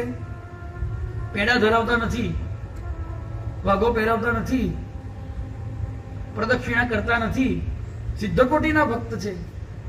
એ નારેશ્વરમાં આવીને લગભગ મને અત્યાર સુધી જેટલો ખ્યાલ છે તે મુજબ 48 કલાકની આસપાસ રોકાતા હોય છે અને એક જ વખત ઉપર દર્શન કરવા આવે છે એટલે ચૂપચાપ દર્શન કરીને નીચે ઔદુંબર છે ને, જોઈ છે જગ્યા ઔદુંબરની? બાપજી મોટી બાનો જન્મ બેસાડ્યો તે જગ્યા, બાપજી ઘણી વખત ત્યાં બેસવા જતા। એ ઔદુંબર પર 48 કલાક સુધી બિરાજે છે અને ફરી પાછા એની જે ગાડીમાં આવ્યા હોય એ ગાડીમાં બેસીને જતા રહે છે। એ હસતા હસતા દર્શન કરતી વખતે એવું બોલતા હોય છે કે मेरे बाबा मेरे बाबा मेरे बाबा, बोले मैं 2 बाप की बेटी हूं। व्यवहार ની અંદર 2 બાપની ગાળ કહેવાય વ્યવહારમાં, પણ આ તો અવળવાણી માતાજીની। माताजी के मैं 2 बाप की बेटी हूं, एक मेरे बाबा और एक मेरे दादा, धुनी वाला दादा। बाबा એટલે બાપજી। તો કહેવાનો તાત્પર્ય કે પિકનિકીય ભક્તો આવે છે, અર્થાર્થી આવે છે, આર્ત આવે છે, મુમુક્ષુ આવે છે, અને આવા સિદ્ધ કોટીના ભક્તો પણ નારેશ્વર ધામમાં કેમ ખેંચાઈને આવે છે? વર્ષમાં 1.5 વર્ષે 1-2 વખત તો માતાજી ચોક્કસ આવે છે। કેમ ખેંચાઈને આવે છે? આપણે બધા કેમ ખેંચાઈને આવીએ છીએ? કોઈકને ચાનું વ્યસન છે, કોઈકને કંઈક વ્યસન છે, કોઈકને કોફીનું વ્યસન છે, કોઈકને ના પીવું જોઈએ તે પીવાનું વ્યસન છે, કોઈકને ધુમાડા કાઢવાનું વ્યસન છે, કોઈકને મિષ્ટાન્ન ખાવાનું વ્યસન છે, કોઈને ફરસાણ ખાવાનું વ્યસન છે। ભલે તિજોરીમાં ગમે એટલા કપડા પડ્યા હોય પણ કોઈ નવા કપડા ભેગા કરવાનું વ્યસન છે, કોઈને પોતે સર્વશ્રેષ્ઠ છે એવું બતાવવાનું વ્યસન છે। પણ સાચો બંધાણી તો એ જ છે કે જેને અવધૂતનું વ્યસન છે। આપણે બંધાણી નથી અવધૂતના, આવા સિદ્ધ કોટીના ભક્તો બંધાણી છે। અને માટે જે ગાય છે અમે બંધાણી રે રંગ અવધૂતના અમે બંધાણી રે રંગ અવધૂતના અમે બંધાણી રે રંગ અવધૂતના અમે બંધાણી રે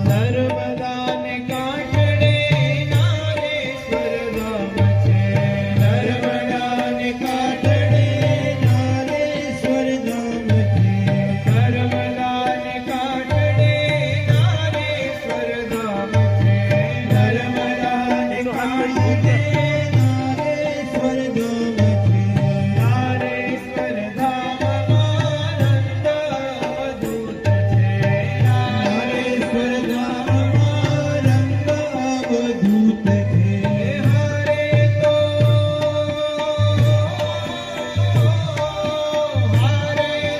દુખિયાના કંટાળનારા બંધાણી રે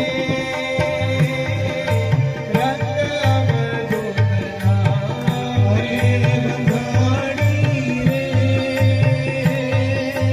રંગ અવધૂતના હે માતે ટોપી પ્રભુ હાથમાં છે ફૂલડા માતે ટોપી પ્રભુ હાથમાં છે ફૂલડા માતે છે ટોપી પ્રભુ હાથમાં છે ફૂલડા માતે ટોપી પ્રભુ હાથમાં છે ફૂલડા એવા ફૂલડા સ્વીકારીને આપે છે સુખડા ફૂલડા સ્વીકારીને આપે છે સુખડા મારે તો મારે તો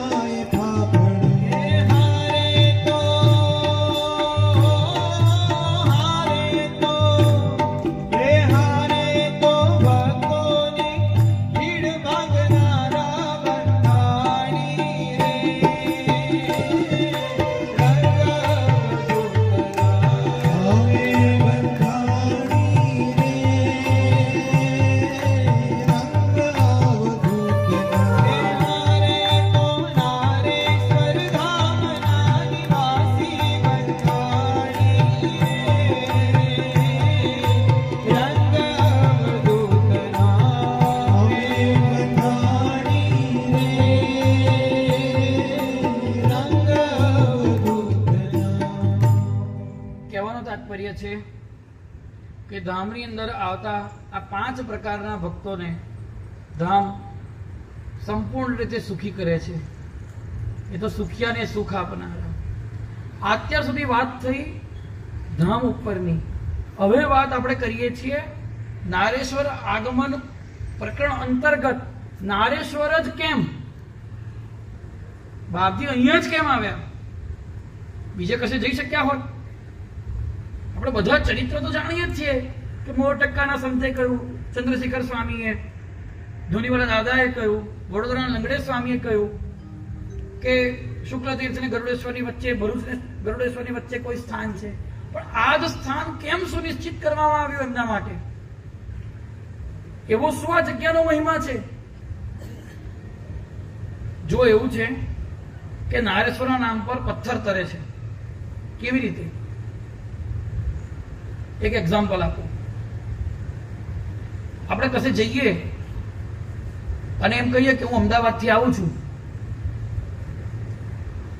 માન લો કે તમે દ્વારકા ગયા, તમે ડાકોર ગયા, તમે અંબાજી ગયા, દક્ષિણમાં કશે ગયા.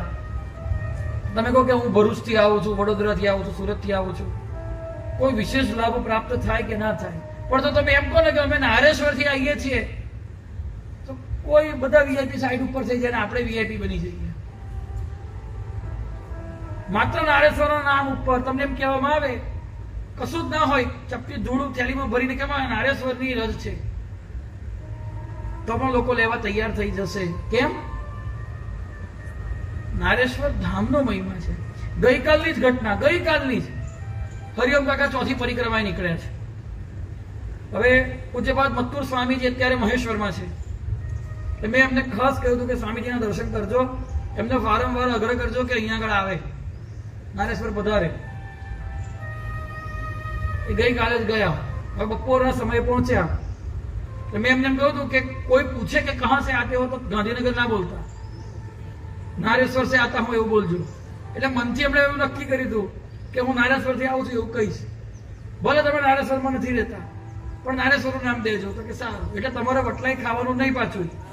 આનો અર્થ એવો નહીં કે ગમે થઈ જાવ તો નારેશ્વરથી આવું છું. એવું છે, ઘણા બધા લોકો 12 મહિનામાં 12 વખત ના આવતા હોય, બહાર જઈને કે અમે નારેશ્વરથી આવીએ છીએ. આ ધામાપરાધ છે, અપરાધ છે. પણ એ ઘણી વખત અમારી જરૂર પડે ત્યારે મંદિરમાં સેવા માટે આવે. એટલે કીધું કે તમે નારેશ્વરથી આવું છું એવું કહેજો. તો કે સારું. હવે બપોરના સમય ગયા. સ્વામીજી ઉપર 3જા માળે એમના રૂમની અંદર સુઈ નતા ગયા સ્વામીજી, પણ દ્વાર બંધ. એટલે નીચે જે સેવામાં ભક્ત હશે એને કશું પૂછ્યું નહીં કે સ્વામીજી, તો કે સ્વામીજી તો સાંજે 4:30 વાગે આવશે બહાર, ક્યાંથી આવો છો એવું કશું પૂછ્યું નહીં. પણ હમણાં મનથી એવું નક્કી કરેલું કે મને પૂછે તો નારેશ્વરનું નામ દઈશ. તો કે મેં ઉપર જા सकता हूं? जाओ बैठो, लेकिन दरवाजा मत खटखटाना. तो कि नहीं खटखटाऊंगा. આ બપોરે 2-2:15 વાગ્યા ઉપર જઈને બેસી ગયા. 10 મિનિટ થઈ હશે એટલે સ્વામીજી અંદર એમનું કઈ જે કંઈ કરતા હોય તે, પણ એમણે જે નજીકમાં જે સેવક છે એને એવું કીધું કે દેખ બહાર કોઈ નારેશ્વર से आया है, उसको अंदर बुला. જો એ મનમાં એવો વિચાર કરી ગયા તો કે ગાંધીનગર, તો એમના પર આવી કૃપા થાત. મોટા મોટા શાસ્ત્રીઓ, પંડિતો દક્ષિણના હર બંધ ઉભા રહે સ્વામીજી જોડે ચર્ચા કરવા. એમની જોડે વાત ના કરે ને એમની જોડે અડધો કલાક 41 મિનિટ જેવી એમણે વાત કરી. કોના નામ ઉપર? નારેશ્વર નામ પર. કહેવાનું તાત્પર્ય છે એવું તો શું આ સ્થાનનું મહાત્મ્ય છે કે ગુરુ મહારાજ અહીંયા આગળ ખેંચાઈને આવ્યા. એમણે નક્કી કર્યું કે હું તપ કરવા માટે ધામ આ પસંદ કરું, આ સ્થાન પસંદ કરું. તો એનું પહેલું કારણ છે, મુખ્ય પહેલું કારણ કે અહીંયા નર્મદાજી બિરાજે છે. અને નર્મદાજી બિરાજે છે કેવી રીતે? તો કે નર્મદા ખંડમાં અમરકંટકને માતાજીનું મસ્તક માન્યું છે, ભેડાઘાટને માતાજીના સ્તન માન્યા છે, નેમાવરને ભગવતીની નાભી માની છે. એ ક્રમમાં ગુજરાતમાં જેટલા નર્મદાજી વહે છે એને નર્મદાજીના ચરણ માન્યા છે. શૂલપાણેશ્વરથી લઈને રેવા સાગર સંગમ સુધી જેટલો નર્મદા ખંડ છે એટલા માતાજીના ચરણ છે. એટલે એમપીના લોકો એવું કહે છે કે વ્યક્તિનું સંપૂર્ણ તપ એના ચરણમાં હોય. એટલે ભલે ગમે એટલા નર્મદાજી એમપીમાં છે, પરંતુ જેટલી સમૃદ્ધિ ગુજરાતમાં છે એટલી એમપીમાં. કારણ તો કે નર્મદાજીના ચરણ ગુજરાતમાં બિરાજે છે.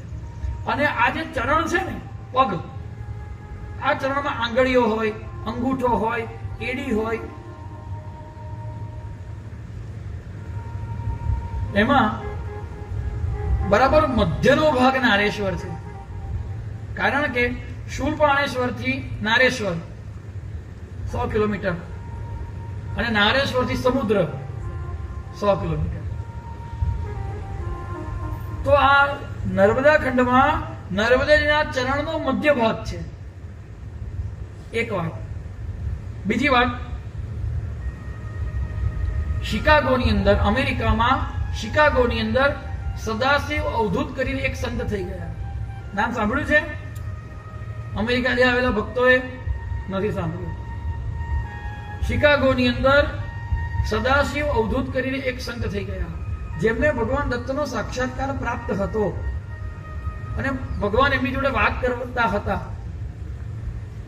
એમના એક શિષ્ય જેમ્સ સ્ટેનલી, એમણે ઇન્ડિયા મોકલ્યા કે ઇન્ડિયાની અંદર જેટલા ભારત મોકલ્યા કે જેટલા દત્ત સ્થાનો છે એનું એક લિસ્ટ તમે કરીને મને આપો. તો એમણે ભારતની અંદર બધા પ્રસિદ્ધ દત્ત સ્થાનોનું લિસ્ટ કર્યું અને એમને શિકાગો મોકલાવ્યું, અમેરિકા. એ અમેરિકાની અંદર એક નામ હતું નારેશ્વર. એ લિસ્ટની અંદર એક નામ હતું શ્રી ક્ષેત્ર નારેશ્વર. બીજા બધા સ્થાનો વિશે તો અવધૂતજીને બધી ખબર હતી, પણ નારેશ્વર શું છે તે ખબર નથી. એટલે એમણે દત્ત ભગવાનને પૂછ્યું જયારે આવેશ આવ્યો ત્યારે. આ વાત કપોલ કલ્પિત નથી. આ વાત ક્યાંથી પ્રાપ્ત થઈ છે? નારેશ્વરના ભૂતપૂર્વ ટ્રસ્ટી જયંતિલાલ શંકરલાલ આચાર્ય, જયંતિ દાદા, એમની નોંધ પોથીમાંથી પ્રાપ્ત થઈ છે. અને એની સત્તાવાર એમણે પણ કપોલ કલ્પિત વાત નથી લખી. આ જેમ્સ સ્ટેનલી એમને પોતે મળેલા છે. તો સદાશિવ અવધૂતજીએ ભગવાન દત્તને જયારે આવેશ આવ્યો ત્યારે એમને પૂછ્યું કે ભગવાન આ ગુજરાતમાં નારેશ્વર શું છે?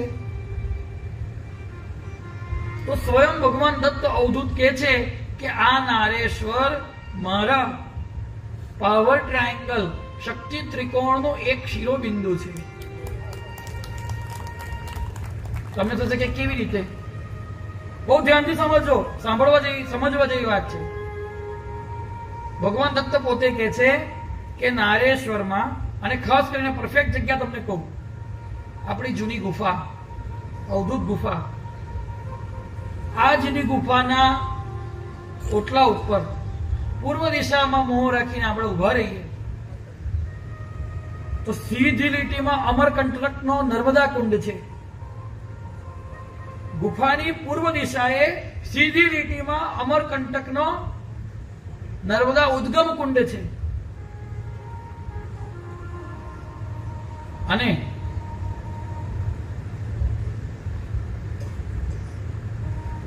એની દક્ષિણ દિશાએ સીધી લીટીમાં વુડનગીરી પર આવેલું ભગવાન, મૈસૂર પાસે એવું દક્ષિણમાં વુડનગીરી પર આવેલું ભગવાન દત્તનું મંદિર છે.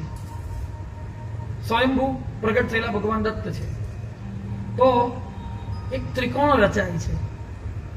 એનું એક બિંદુ વુડનગીરીનું દત્ત મંદિર છે, બીજું બિંદુ અમરકંટકનું નર્મદા ઉદ્ગમ કુંડ છે કે જ્યાં ભગવાન શંકરે તપસ્યા કરી અને તદુપ ધર્માંબો રૂપથી પ્રગટી જેહ અનુગ્રહ હર સંભૂતા સર્વદા પાવન રેવા જાણ પતિતો ધારક ભર્મદા પતિત પાવની માન. આવી ભગવતી નર્મદાનું પ્રાગટ્ય સ્થાન. એનું બીજું એક શિરોબિંદુ છે ત્રિકોણનું. અને ત્રીજું શિરોબિંદુ છે નારેશ્વરની અવધૂત ગુફા. અને આ જે ત્રિકોણ રચાય છે, આ ત્રિકોણમાંથી જે કંઈ પણ શક્તિ નીકળે છે એ શક્તિથી આખા જગતનું રક્ષણ થાય છે. આવું સ્વયં ભગવાન દત્તે કહ્યું.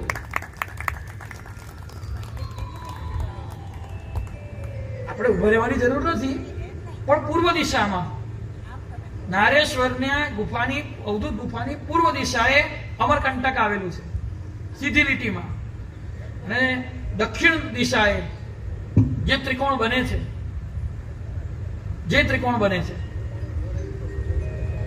એ ભગવાન દત્તનો પાવર ટ્રાયેંગલ છે, અને એમાંથી જે શક્તિ ઉદ્ભવે છે એ શક્તિથી સમગ્ર વિશ્વની અંદર અનિષ્ટ તત્વો દૂર થાય છે.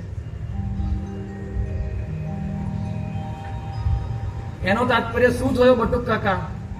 એનો તાત્પર્ય એ થયો કે આપણે ગુફાની પ્રદક્ષિણા કરીએ છીએ એ ભગવાનના ત્રિકોણના શક્તિ બિંદુની પ્રદક્ષિણા કરીએ છીએ. એનો તાત્પર્ય શું થયો? અહીંયા આગળ આવીને કરવામાં આવતું દાન, અહીંયામાં આવીને કરવામાં આવતું સ્નાન, પૂજન, યજ્ઞ, તપ, ધ્યાન, પાઠ, પારાયણ એ બધું જ વિશ્વની અંદર અસર ઊભી કરે છે. વિશ્વની અંદર એનો પડઘો પડે છે. અચ્છા, આનું પ્રમાણ બાપજીએ પોતે આપ્યું છે. મારું ચોક્કસ ધ્યાન નતું આ વાત ઉપર, પણ જ્યારે આ વાત મેં નવીન કાકાને કરી, આપણા ઓફિસમાં નવીન દાદાએ મને મારું ધ્યાન દોર્યું કે આ વુડનગીરી પર્વતનો ઉલ્લેખ બાપજીએ પોતે અમારા દેશમાં કર્યો છે. દત્ત પરંપરા ઉપર બાપજીએ જે પ્રવચન આપ્યું છે એમાં ગુરુ મહારાજ બોલ્યા છે કે ભગવાન દત્તની ઉપાસનામાં કોઈ પણ પ્રકારના ધાર્મિક સંકીર્ણતાનો એવું પણ એક્ઝેક્ટ યાદ નથી, વાક્ય નથી. આ વુડનગીરીના દત્ત મંદિરના જે પૂજારી છે એ મુસલમાન છે. લો બોલો, કેટલી નવાઈની વાત. અને ત્યાં એક વિશિષ્ટ પદ્ધતિથી શક્તિ ઉત્પન્ન સાત્વિક શક્તિ ઉત્પન્ન કરવા માટે પૂજા કરવામાં આવે છે. આનો ઉલ્લેખ બાપજી પોતે અમારા દેશમાં કર્યો છે, વુડનગીરી પર્વતના દત્ત મંદિરનો. અને એનાથી મજાની વાત, આ ત્રિકોણના મધ્ય ભાગની અંદર નરસોબાવાડીનો દત્ત પાદુકા છે. નરસિંહવાડી. તો કહેવાનું તાત્પર્ય, આપણે નારેશ્વર આયા એટલે નારેશ્વર આયા નહીં, પરંતુ ભગવાન દત્તના ત્રિકોણના શિરોબિંદુ ઉપર આવ્યા. અહીંયા આગળ આપણે જે કંઈ પણ સંકલ્પ કરીએ છીએ, જે કંઈ પણ સત અનુષ્ઠાન કરીએ છીએ, જે પણ કંઈ સત્ય સાધના કરીએ છીએ, એ સાધનાથી વિશ્વભરની અંદર શાંતિ સ્થપાય છે. આપણાથી કઈ એવું વિશેષ ભજન થતું નથી, પણ જે પણ કઈ અહીંયા આગળ આવીને ભક્તો સત્કર્મ કરે છે એને એની અસરથી સમગ્ર ભારત જ નહીં પરંતુ વિશ્વની અંદર એનો પ્રભાવ ઉત્પન્ન થાય છે. આવું મહાત્મ્ય આપણને હમણાં ખબર પડી, આપણે આજે જાણ્યું. બાપજી તો આયા, આ જાણીને જ આવ્યા હશે. ગુરુ મહારાજ તો આ પ્રગટ કરવા માટે જ આવ્યા હશે. વુડનગીરી પર દત્ત મંદિર તો વર્ષોથી છે, નર્મદાજીની ઉત્પત્તિ તો યુગોથી છે, પણ આ ત્રિકોણનું શિરોબિંદુ પૂરું કરવા માટે નારેશ્વર આગમન છે. આ નારેશ્વર આગમનનો પૂર્વાર્ધ છે કે આ ત્રિકોણની રચના અવધૂતના નારેશ્વર આગમનથી પૂરી થઈ છે. શિરોબિંદુ તો હશે, જેવી રીતે ત્રિકોણ આપણે પાડવો હોય, આ જગ્યા તો છે, પણ એ જગ્યાનું પ્રગટીકરણ અવધૂતના આવવાથી થયું. આ ત્રિકોણની રચના કરવા માટે ગુરુ મહારાજે અહીંયા આગળ વાસ્તવ્ય કર્યું. અને આ જૂની ગુફા જયારે બની તે વખતે જ્યાં સુધી ગુફાનું કામ ચાલ્યું અને પૂરું થયું ત્યાં સુધી બાપજી અખંડ ભજન બેસાડ્યું, અખંડ કીર્તન થયું છે. એમને ગુફા નથી બની. યદ્યપી ચોક્કસ આપણે આવતીકાલે ગુફાના સ્વરૂપ ઉપર બહુ જ સુંદર ચર્ચા કરવાની છે. આ ગુફા કોઈ સામાન્ય બિલ્ડિંગ નથી, આ તો સાક્ષાત ગુરુ મહારાજનું સ્વરૂપ છે. પણ એ ચર્ચા આપણે આવતીકાલે કરીશું. નારેશ્વરમાં આવવું એટલે ભગવાન દત્તના ત્રિકોણના એક શિરોબિંદુ ઉપર આવવું, અને એ ત્રિકોણની રચના પૂર્ણ કરવા માટે સમગ્ર વિશ્વની અંદર એની અસર ઊભી કરવા માટે નારેશ્વર આગમન છે. આપણે તો કહીએ છીએ બાપજી આયા, સાધના કરી, બધું બરાબર છે, નરનાટ્ય છે, રંગ નાટકી શ્રીહરી લીલા એની ગૂઢ, પામર શું સમજી શકે જ્યાં જ્ઞાની પણ મૂળ.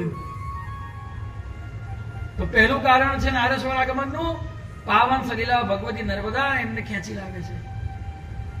અને બીજું કારણ નારેશ્વર આગમનનો પૂર્વાર્ધ છે ભગવાન દત્તનો આ શક્તિ ત્રિકોણ પૂરો કરવાનો છે, માટે નારેશ્વર આવે છે.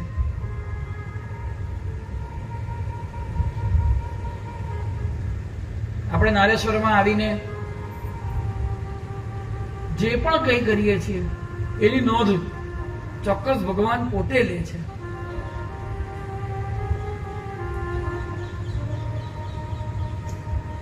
હવે ત્રીજું સૌથી મહત્વનું કારણ, અહીંયા નારેશ્વર મહાદેવ બિરાજે છે. અને નારેશ્વર મહાદેવનો ઇતિહાસ તમે બધા એટલો જ જાણો છો કે ત્રિપુરાસુર નો વધ કરવા માટે ગણપતિજીએ તપશ્ચર્યા કરી, પરંતુ 2 પુરાણની અંદર નારેશ્વર મહાદેવનો ઇતિહાસ છે. સાંભળવો છે કે આપણે આગળ જઈએ? સાંભળવો છે. શિવ મહાપુરાણમાં રુદ્ર સંહિતાના યુદ્ધખંડના પ્રથમ પ્રકરણમાં નારેશ્વર મહાદેવનો ઇતિહાસ છે. અને વાયુ પુરાણ અંતર્ગત પણ કપર્દીશ્વર મહાત્મ્ય આપેલું છે. આ સ્થાન કેટલું જૂનું છે? ગણપતિજીનો જન્મ થયો એટલું જૂનું છે. ગણપતિજીનો જન્મ ક્યારે થયો? આ યુગમાં થયો? આ સંવંતર મન્વંતરમાં થયો? સૃષ્ટિના આરંભ કાળથી છે. જ્યારે ગણપતિજીનો જન્મ થયો એના થોડાક વખત પછી તારકાસુરના 3 પુત્રો, કાર્તિકેય મહારાજે જન્મ લીધો અને તારકાસુરનો વધ કર્યો. તમે બધા કથા જાણતા જ હશો કે તારકાસુરને એવું વરદાન હતું કે શિવજીનો પુત્ર એને મારશે. એટલે શિવ પાર્વતી વિવાહ થયા. શિવપુરાણ અંતર્ગત કાર્તિકેય જન્મ થયો અને કાર્તિકેયજીએ તારકાસુરનો વધ કર્યો. એનાથી ગુસ્સે થઈને તારકાસુરના 3 પુત્રો તારકાક્ષ, વિદ્યુન્માલી અને કમલાક્ષ, એ 3 જણાએ ઉગ્ર તપ કર્યું. અને તપ કરીને બ્રહ્માજીને પ્રસન્ન કર્યા. બ્રહ્માજીએ વરદાન આપ્યું અને એમણે વરદાનમાં એવું માંગ્યું કે અમને 3 પૂરો બનાવવાનું સામર્થ્ય આપો. એવા 3 પૂર બને કે એ 3 પૂરમાં અમે હોઈએ ત્યાં સુધી અમને કોઈ મારી શકે નહીં.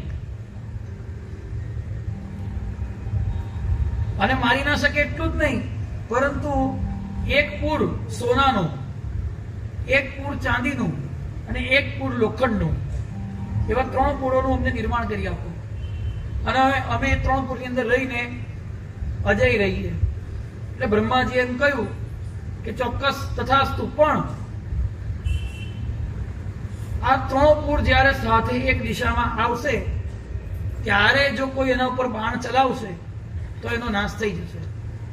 એટલે આ 3 રાક્ષસોએ એવી વ્યવસ્થા કરી કે બહુ જ લોંગ ટાઈમની અંદર એક અડધી ક્ષણ માટે 3 પૂર એક સાથે એક લાઈનમાં આવે અને દેવોને આતંક મચાવવા લાગ્યા. દેવતાઓ ઉપર આપત્તિ આવી, સ્વર્ગ લઈ લીધું, દેવતાઓના યજ્ઞ વિભાગ ખેંચી લીધા. પરિણામે દેવતાઓ દુઃખી થઈને બ્રહ્માજી પાસે ગયા. બ્રહ્માજી નારાયણ પાસે ગયા અને બધા દેવતાઓએ આ સ્થળ ઉપર આવીને ભગવાન શિવજીને પોકાર્યા, ભગવાન શિવજીને આરાધ્યા, ભગવાનની સ્તુતિ કરી. અને માટે બાપજીએ નારેશ્વર સ્તોત્રનો પહેલો શ્લોક લખ્યો છે, જગત્રસ્તમ દ્રષ્ટવા ત્રિપુરપતિના પૂર્વમખિલમ સ્તુતસ્તોત્રે દિવ્યે વિબુધ નિવહે તત્પ્રહરણે વિધાયાલમ રૌદ્રમ વપુર નલદીપ્ત્યા તમદહન નરાણામીશં તમ પ્રણમત નરો જન્મક્ષતયે. આ જ વાતને આપણા વિઠ્ઠલ કાકાએ ભજનની અંદર ગાયું, હર હર હર મહાદેવ નારેશ્વર મહાદેવ, હર હર હર મહાદેવ નારેશ્વર મહાદેવ. આરતી કરીએ સે નારેશ્વર મહાદેવ, આરતી કરીએ સે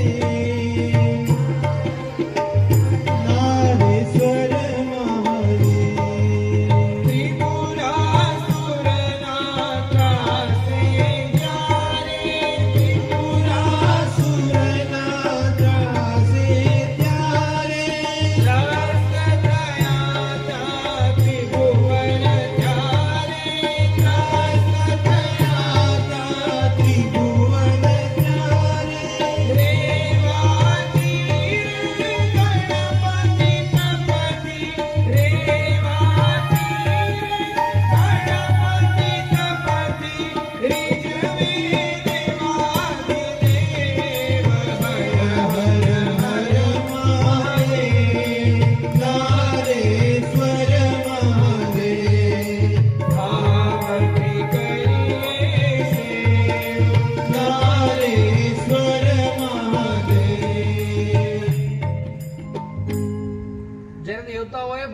સ્તુતિ કરી. શિવપુરાણમાં સ્તુતિ આપેલી છે. અત્યારે એની ચર્ચા કરવી અસ્થાને છે. ત્યારે શિવજીએ પ્રગટ થઈને દર્શન આપ્યા અને એમ કહ્યું કે શું ઈચ્છો છો? ત્યારે એમણે કહ્યું કે ભગવાન 3 પુરોમાં જે રાક્ષસો છે, ત્રિપુરાસુરો, એના ત્રાસથી સમગ્ર જગત પીડિત થઈ રહ્યું છે, એમનો વધ કરો.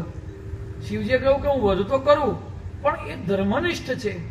કારણ કે જો પુરાણોમાં જે પણ કઈ કથા છે ને, એ કથા મનુષ્ય જીવનના ઘડતર માટેની છે.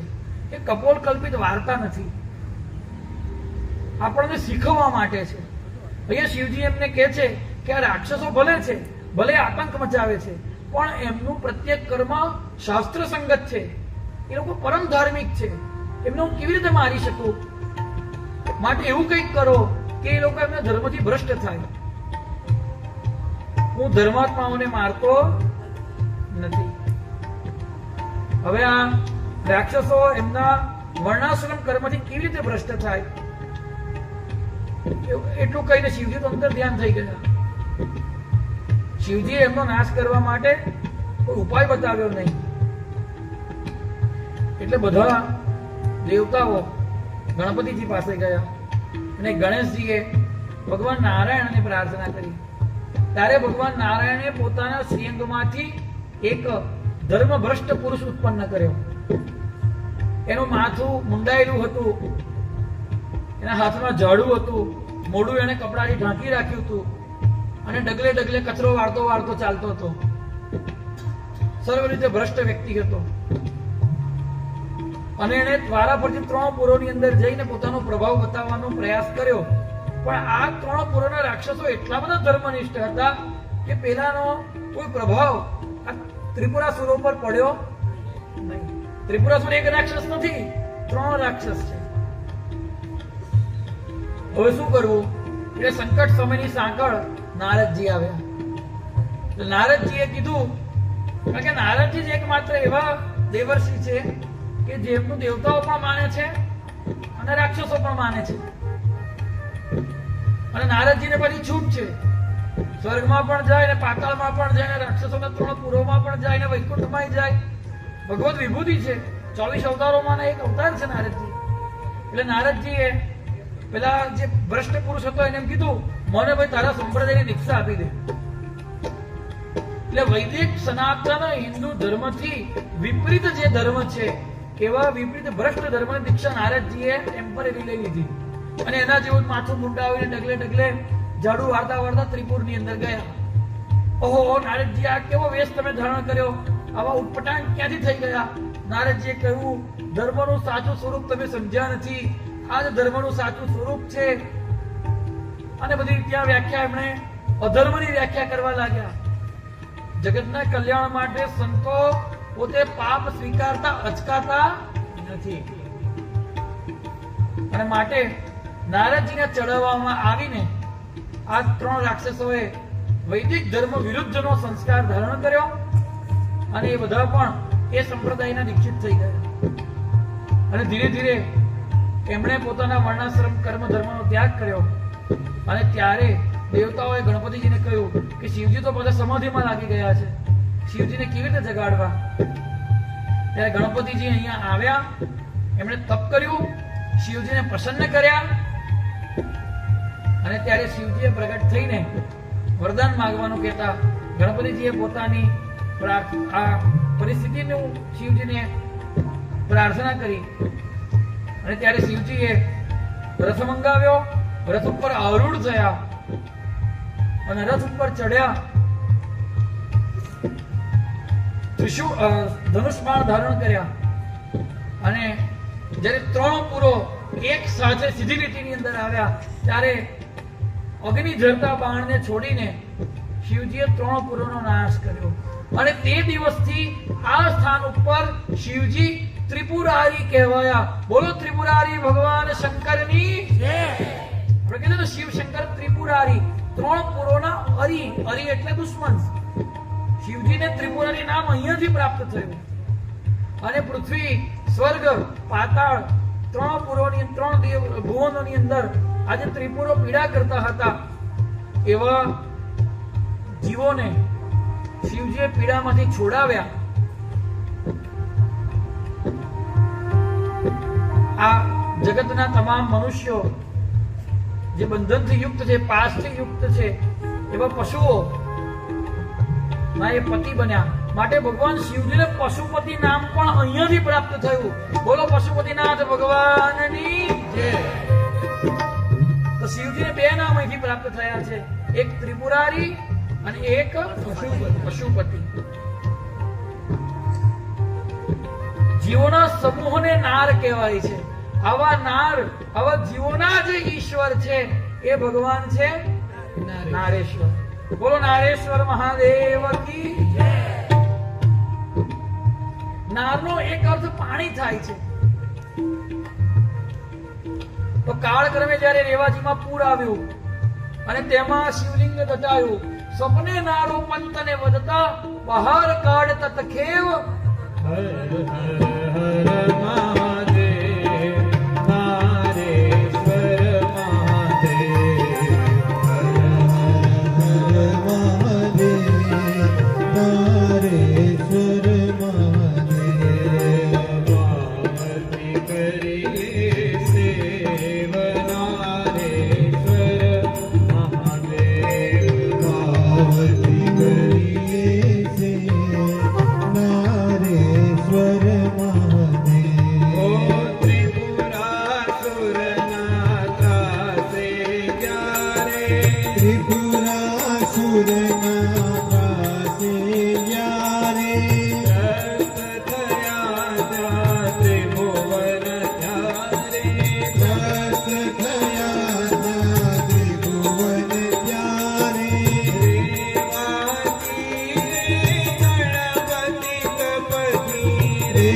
રેવાતી રે ગણપતિ તપથી, રીઝવે દેવાદિદેવ. હર હર હર મહાદેવ, નારેશ્વર મહાદેવ. હર હર હર મહાદેવ, નારેશ્વર મહાદેવ. જેની કૃપાથી શ્રી ગણપતિજી, જેની કૃપાથી શ્રી ગણપતિજી પૂર્વે પામ્યા સઘળી સિદ્ધિ, પૂર્વે પામ્યા સઘળી સિદ્ધિ.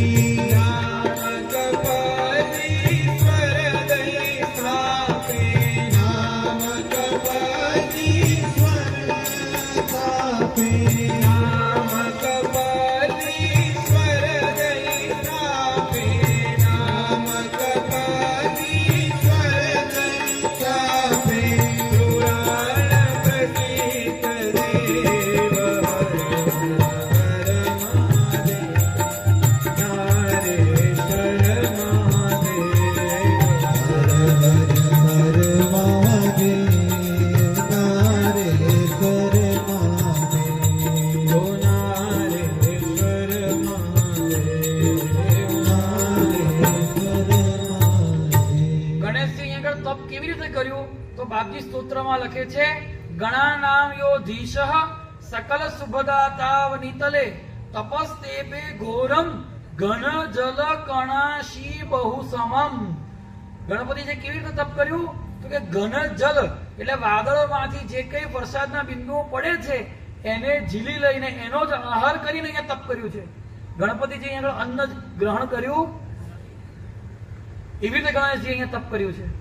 અને જ્યારે ભગવાન શિવ પ્રસન્ન થયા, એમને વરદાન આપ્યું, સિદ્ધિ પામ્યા, ત્યારે આમ તો ઈચ્છા તો એવી હતી કે આખો નારેશ્વર મહાદેવ વાંચીશ અને એટલા માટે તૈયાર કરીને લાવ્યો હતો, પણ અત્યારે સમયના અભાવે મુખ્ય અંશ વાંચું છું. બહુ એકચિત્ત થઈને શ્રવણ કરજો. ત્યારથી એ સર્વોત્તમ લિંગ કપર્દીશ્વરના નામથી ઓળખાવા લાગ્યું, કારણ કે શિવજી આગળ કપર્દી એટલે કે કોળીઓની માળા પહેરીને શિવ ગણપતિજીને દર્શન આપ્યા હતા. એ તીર્થમાં ચતુર્થીને દિવસે સ્નાન કરીને જે વ્યક્તિ ઉપવાસ કરે છે અને શિવજીની પૂજા કરી ધૂપ દીપ સાથે મોદકનું નૈવેદ્ય ધરાવે છે તે અને ભક્તિથી બ્રહ્મ ભોજન કરાવે છે, તેને હે યુધિષ્ઠિર 7 જન્મમાં વિઘ્ન નડતું નથી. અને એટલા માટે જ ચતુર્થીના દિવસે સ્થાપના થઈ હોવાના કારણે ગુરુ મહારાજે પણ પોતાનું પ્રથમ આસન મહાવદ ચતુર્થીના દિવસે સ્થાપિત કર્યું. અને અહીંયા આગળ તો પુરાણમાં તો વર્ણન છે કે મોદક ધરાવે છે, પણ બાપજી શ્રી દત્ત મુદદાયક મોદક શબ્દનો અર્થ કર્યો છે કે મોદ એટલે આનંદ અને ક એટલે આપનાર. એ પોતે જ મોદક સ્વરૂપ થઈને શિવજીને અર્પણ થઈ ગયા. બાપજી પોતે જ આનંદ આપનારા છે, પોતે જ આનંદ સ્વરૂપ છે. એવા આનંદ સ્વરૂપ ગુરુ મહારાજ પોતે જ મોદક સ્વરૂપ ધારણ કરીને અહીંયા શિવજીને અર્પણ થઈ ગયા. પરિણામે 7 જન્મ નહીં, અહીંયા આગળ આવનારને હવે બીજો જન્મ પ્રાપ્ત થવાનો જ નથી, અથવા તો અહીંયા આવનારને કોઈ વિઘ્ન નડવાનું નથી. કારણ કે આ તો વિઘ્ન હર્તાની તપસ્થળી છે. અહીંયા આગળ આવ્યા પછી વિઘ્ન બાકી રહેવું શક્ય બને નહીં. જેવી રીતે ધોબીએ ધોયેલું વસ્ત્ર નિર્મળ થાય છે, તેવી રીતે જ ખાસ કરીને સોમવાર અને ગુરુવારે અહીંયા સ્નાન કરનાર માણસના સંપૂર્ણ પાપો નષ્ટ થઈ જાય છે. આ મારા ઘરની વાત નથી કહેતો. વાયુ પુરાણની અંદર નારેશ્વર કપરદીશ્વર મહાત્મ્ય આપ્યું છે. એમાં લખેલા શ્લોક છે, રજકેન યથા ધોત મનસુકમ નિર્મલમ ભવેત તથા નૈર્મલ્યમાપ ધ્યેતત સ્નાનોત્ર શુભવાસરે. બ્રહ્મચર્યથી ભક્તિપૂર્વક એકાગ્ર મનથી મૌન ધારણ કરી સત્ય શૌચ થી યુક્ત થઈ આંકડાના ફૂલ, મંદાર, ધતુરાના ફૂલ, બીલી વગેરેથી ભગવાનનું પૂજન કરે છે, તે ગણોમાં મુખ્ય થઈને પ્રલય સુધી મહાદેવજીની સમીપમાં રહે છે. અહીંયા પૂર્વે કેટલાય ઋષિઓ ફળાહાર કરીને, એવું નથી કે ગણપતિજી ખાલી, બાપજીના આવતા પહેલા, ગણપતિજીના ગયા પછી અને બાપજીના આવતા પહેલા કેટલાય ફળાહાર કરીને, કેટલાક ઝાડના પાંદડા ખાઈને, કેટલાક માત્ર નર્મદા જળ પીને અને કેટલાક વાયુ ભક્ષણ કરીને પરમ સિદ્ધિને પ્રાપ્ત થયા છે. હે પાર્થ, જે માણસ અહીંયા શ્રાદ્ધથી યોગપટ્ટ, મૃગચર્મ, વસ્ત્ર, કમળ, કમંડલ, અન્નનું દાન કરે છે, તેને સ્વર્ગલોક પ્રાપ્ત થાય છે. આ નારેશ્વર ક્ષેત્રમાં જે માણસ પાદુકા, જોડા, છત્રી, અનેક પ્રકારના ફળનું દાન કરે છે, તે શિવને પ્રિય થાય છે. હે યુધિષ્ઠિર, આ તીર્થમાં જે કોઈ શ્રવણ કરવાની ઈચ્છા વાળાને વિધિ પ્રમાણે પુરાણનું શ્રવણ કરાવે છે, તે જન્મો જન્મ આ દુનિયામાં વિદ્વાન થઈને મોટા કુળમાં જન્મ પ્રાપ્ત કરે છે. અને વિવેકી માણસો પણ કદી પરાજય પ્રાપ્ત કરતા નથી. હે યુધિષ્ઠિર, વ્યાસજી કહે છે, વિદ્યાદાનની બરાબરી કરી શકે એવું બીજું કોઈ દાન હું જોતો નથી. અન્નથી ક્ષણ માત્રની તૃપ્તિ થાય છે, પરંતુ જ્ઞાનના પ્રભાવથી સંપૂર્ણ અરિષ્ટની નિવૃત્તિ થાય છે. બીજા બધા દાનોનું ફળ 2-3 જન્મ સુધી પહોંચે છે, પરંતુ અહીંયા આગળ સરસ્વતીનું દાન કરવામાં આવે તો તે 7 જન્મ સુધી પહોંચે છે.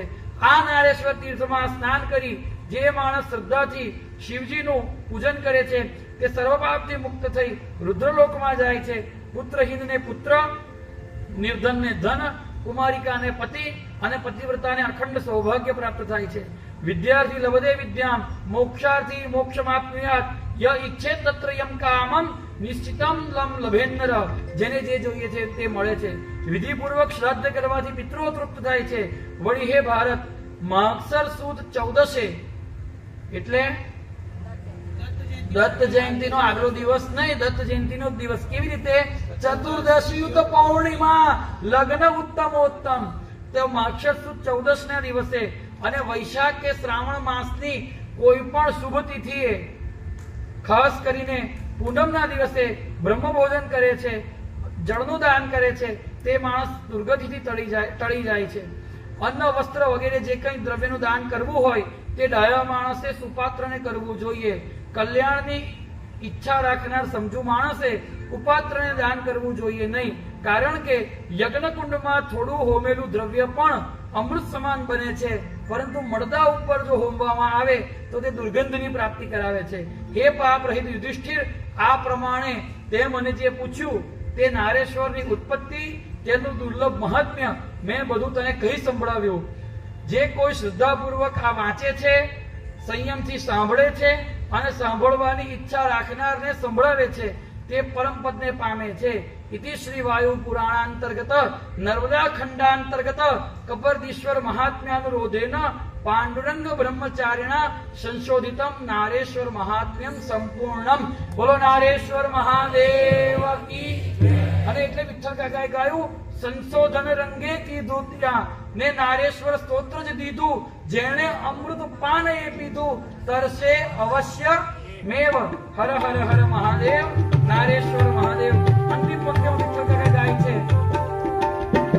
ઓ કઠોર તપ રંગે કીધું ત્યાં, કઠોર તપ રંગે કીધું ત્યાં, ભાવ થયો કૈલાસ સમૂહ્યા, ભાવ થયો કૈલાસ સમૂહ્યા. નારેશ્વર નાનાથ થકી તો, નારેશ્વર નાનાથ થકી તો, નારેશ્વર નાનાથ થકી તો,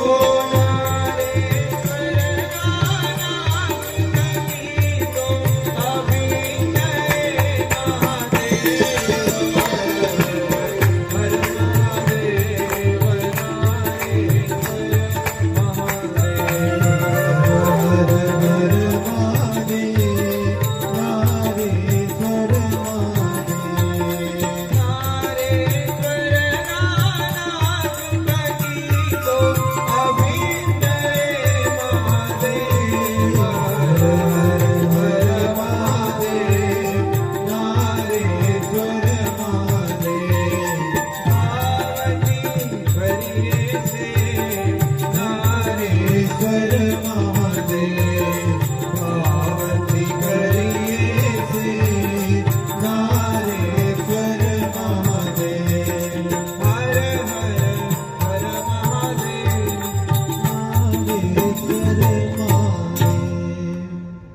જુઓ, ગુરુ મહારાજનું નારેશ્વર આગમન શતાબ્દી વર્ષ આમ તો તિથિ મુજબ 18 તારીખથી શરૂ થાય છે, માક્ષર વદ ચતુર્થીના દિવસથી. પરંતુ આપણે ત્યાં એક પરંપરા રહી છે કે દત્ત જયંતિની શરૂઆત ઉત્સવની રંગ જયંતિથી શરૂ થઈ જાય. તારીખનું અને તિથિમાં તિથિનું જ મહાત્મ્ય છે, પરંતુ બાપજીએ ઘણા બધા પત્રો તારીખમાં પણ લખેલા છે. માટે સંપૂર્ણ વર્ષ દરમિયાન અનેક ભક્તો નારેશ્વરમાં આવશે અને જ્યારે આ મહાત્મ્ય શ્રવણ કરીને અહીંયા આવ્યા હશે ત્યારે એમને જેવો લાભ પ્રાપ્ત થવો જોઈએ એવો ચોક્કસ એમને લાભ પ્રાપ્ત થાય. એ માટે શતાબ્દી વર્ષની શરૂઆત થાય એ પહેલાથી તારીખ પ્રમાણે જ્યારે પરમ દિવસથી શતાબ્દી વર્ષ શરૂ થઈ ગયું છે, તારીખ પ્રમાણે 4/12 હતી, એટલા માટે જ જાણે ગુરુ મહારાજે આ સ્થાનના આ ધામના મહાત્મ્ય માટે જ આ ઉત્સવનું આ સત્સંગનું આયોજન કરાવ્યું હોય. શું એવું તમને નથી લાગતું? અને એટલા માટે જ આ ત્રિદિવસીય સત્સંગનું પ્રથમ સત્ર પૂરું થાય ત્યારે એટલું જ કહેવાનું ચોક્કસ મન થાય કે ગુરુ મહારાજનું નારેશ્વર આગમન પૂર્વાર્ધ અહીંયા આગળ અડધો પૂરો થયો. પહેલું કારણ નર્મદાજી છે, બીજું કારણ પાવર ટ્રાયેંગલ છે અને ત્રીજું કારણ સાક્ષાત ભગવાન નારેશ્વર મહાદેવ બિરાજે છે. અને તિથિ ભલે માક્ષર વદ ચોથ હોય, તારીખ ભલે 4/12 હોય, પણ એ દિવસે શુક્રવાર હતો અને આજે પણ શુક્રવાર છે. તો એવા પાવન દિવસે આપણે સૌએ ભગવાન નારેશ્વરની ચરણ સન્નિધિમાં બેસીને જ એમનો મહિમા શ્રવણ કર્યો છે.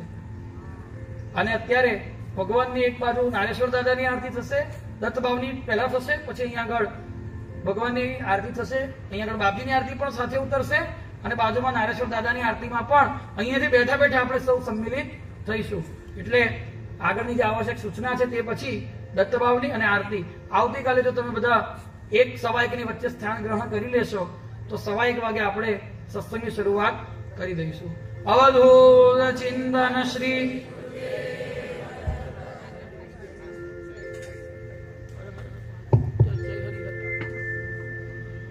ગુરુદેવ દત્ત વ્યાસપીઠ પરથી કાલે 1:15 કથા શરૂઆત કરવાની છે. અંતર્યામી સદચિત્ત સોમવાર સદગુરુ ત્રિભુજ સમો જોડી અન્નપૂર્ણા કરમાય શાંતિ કમંડળ પર સોવાય ધ્યાય ચતુર્ભુજ ષડભુજ સાર અનંત બાહુ પુનિર્દા આવ્યો શરણે મહારાજાણ ઉઠ દિગંબર ચારા પ્રાણ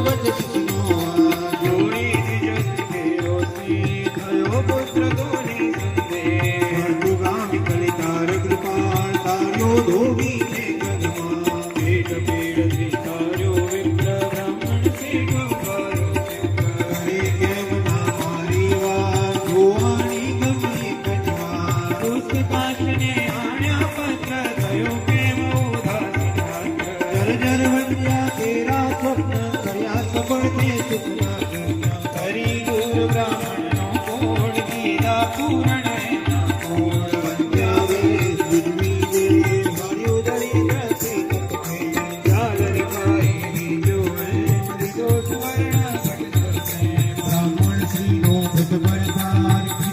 જીવન કાજ પીડા કીધી દૂર વિપ્ર પુત્ર હરિ પ્રમદ રક્ષો ભક્ત ગમતા નિવેશ માત્રે ચંદુ કહે સોજાયો શ્રી સાથે 800 ધરી દેવ બહુ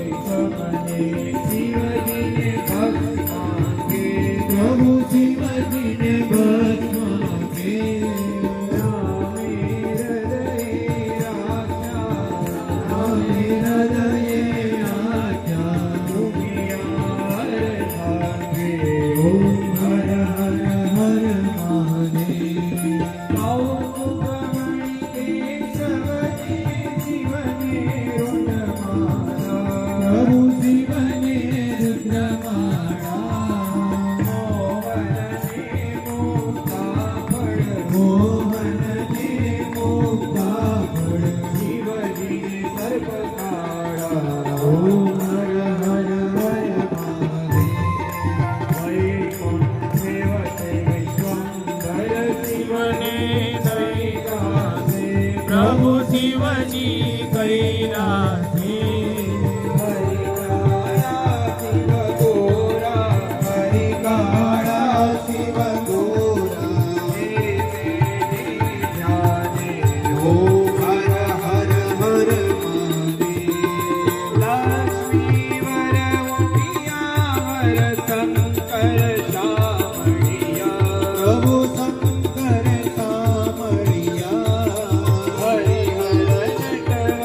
સ્વામી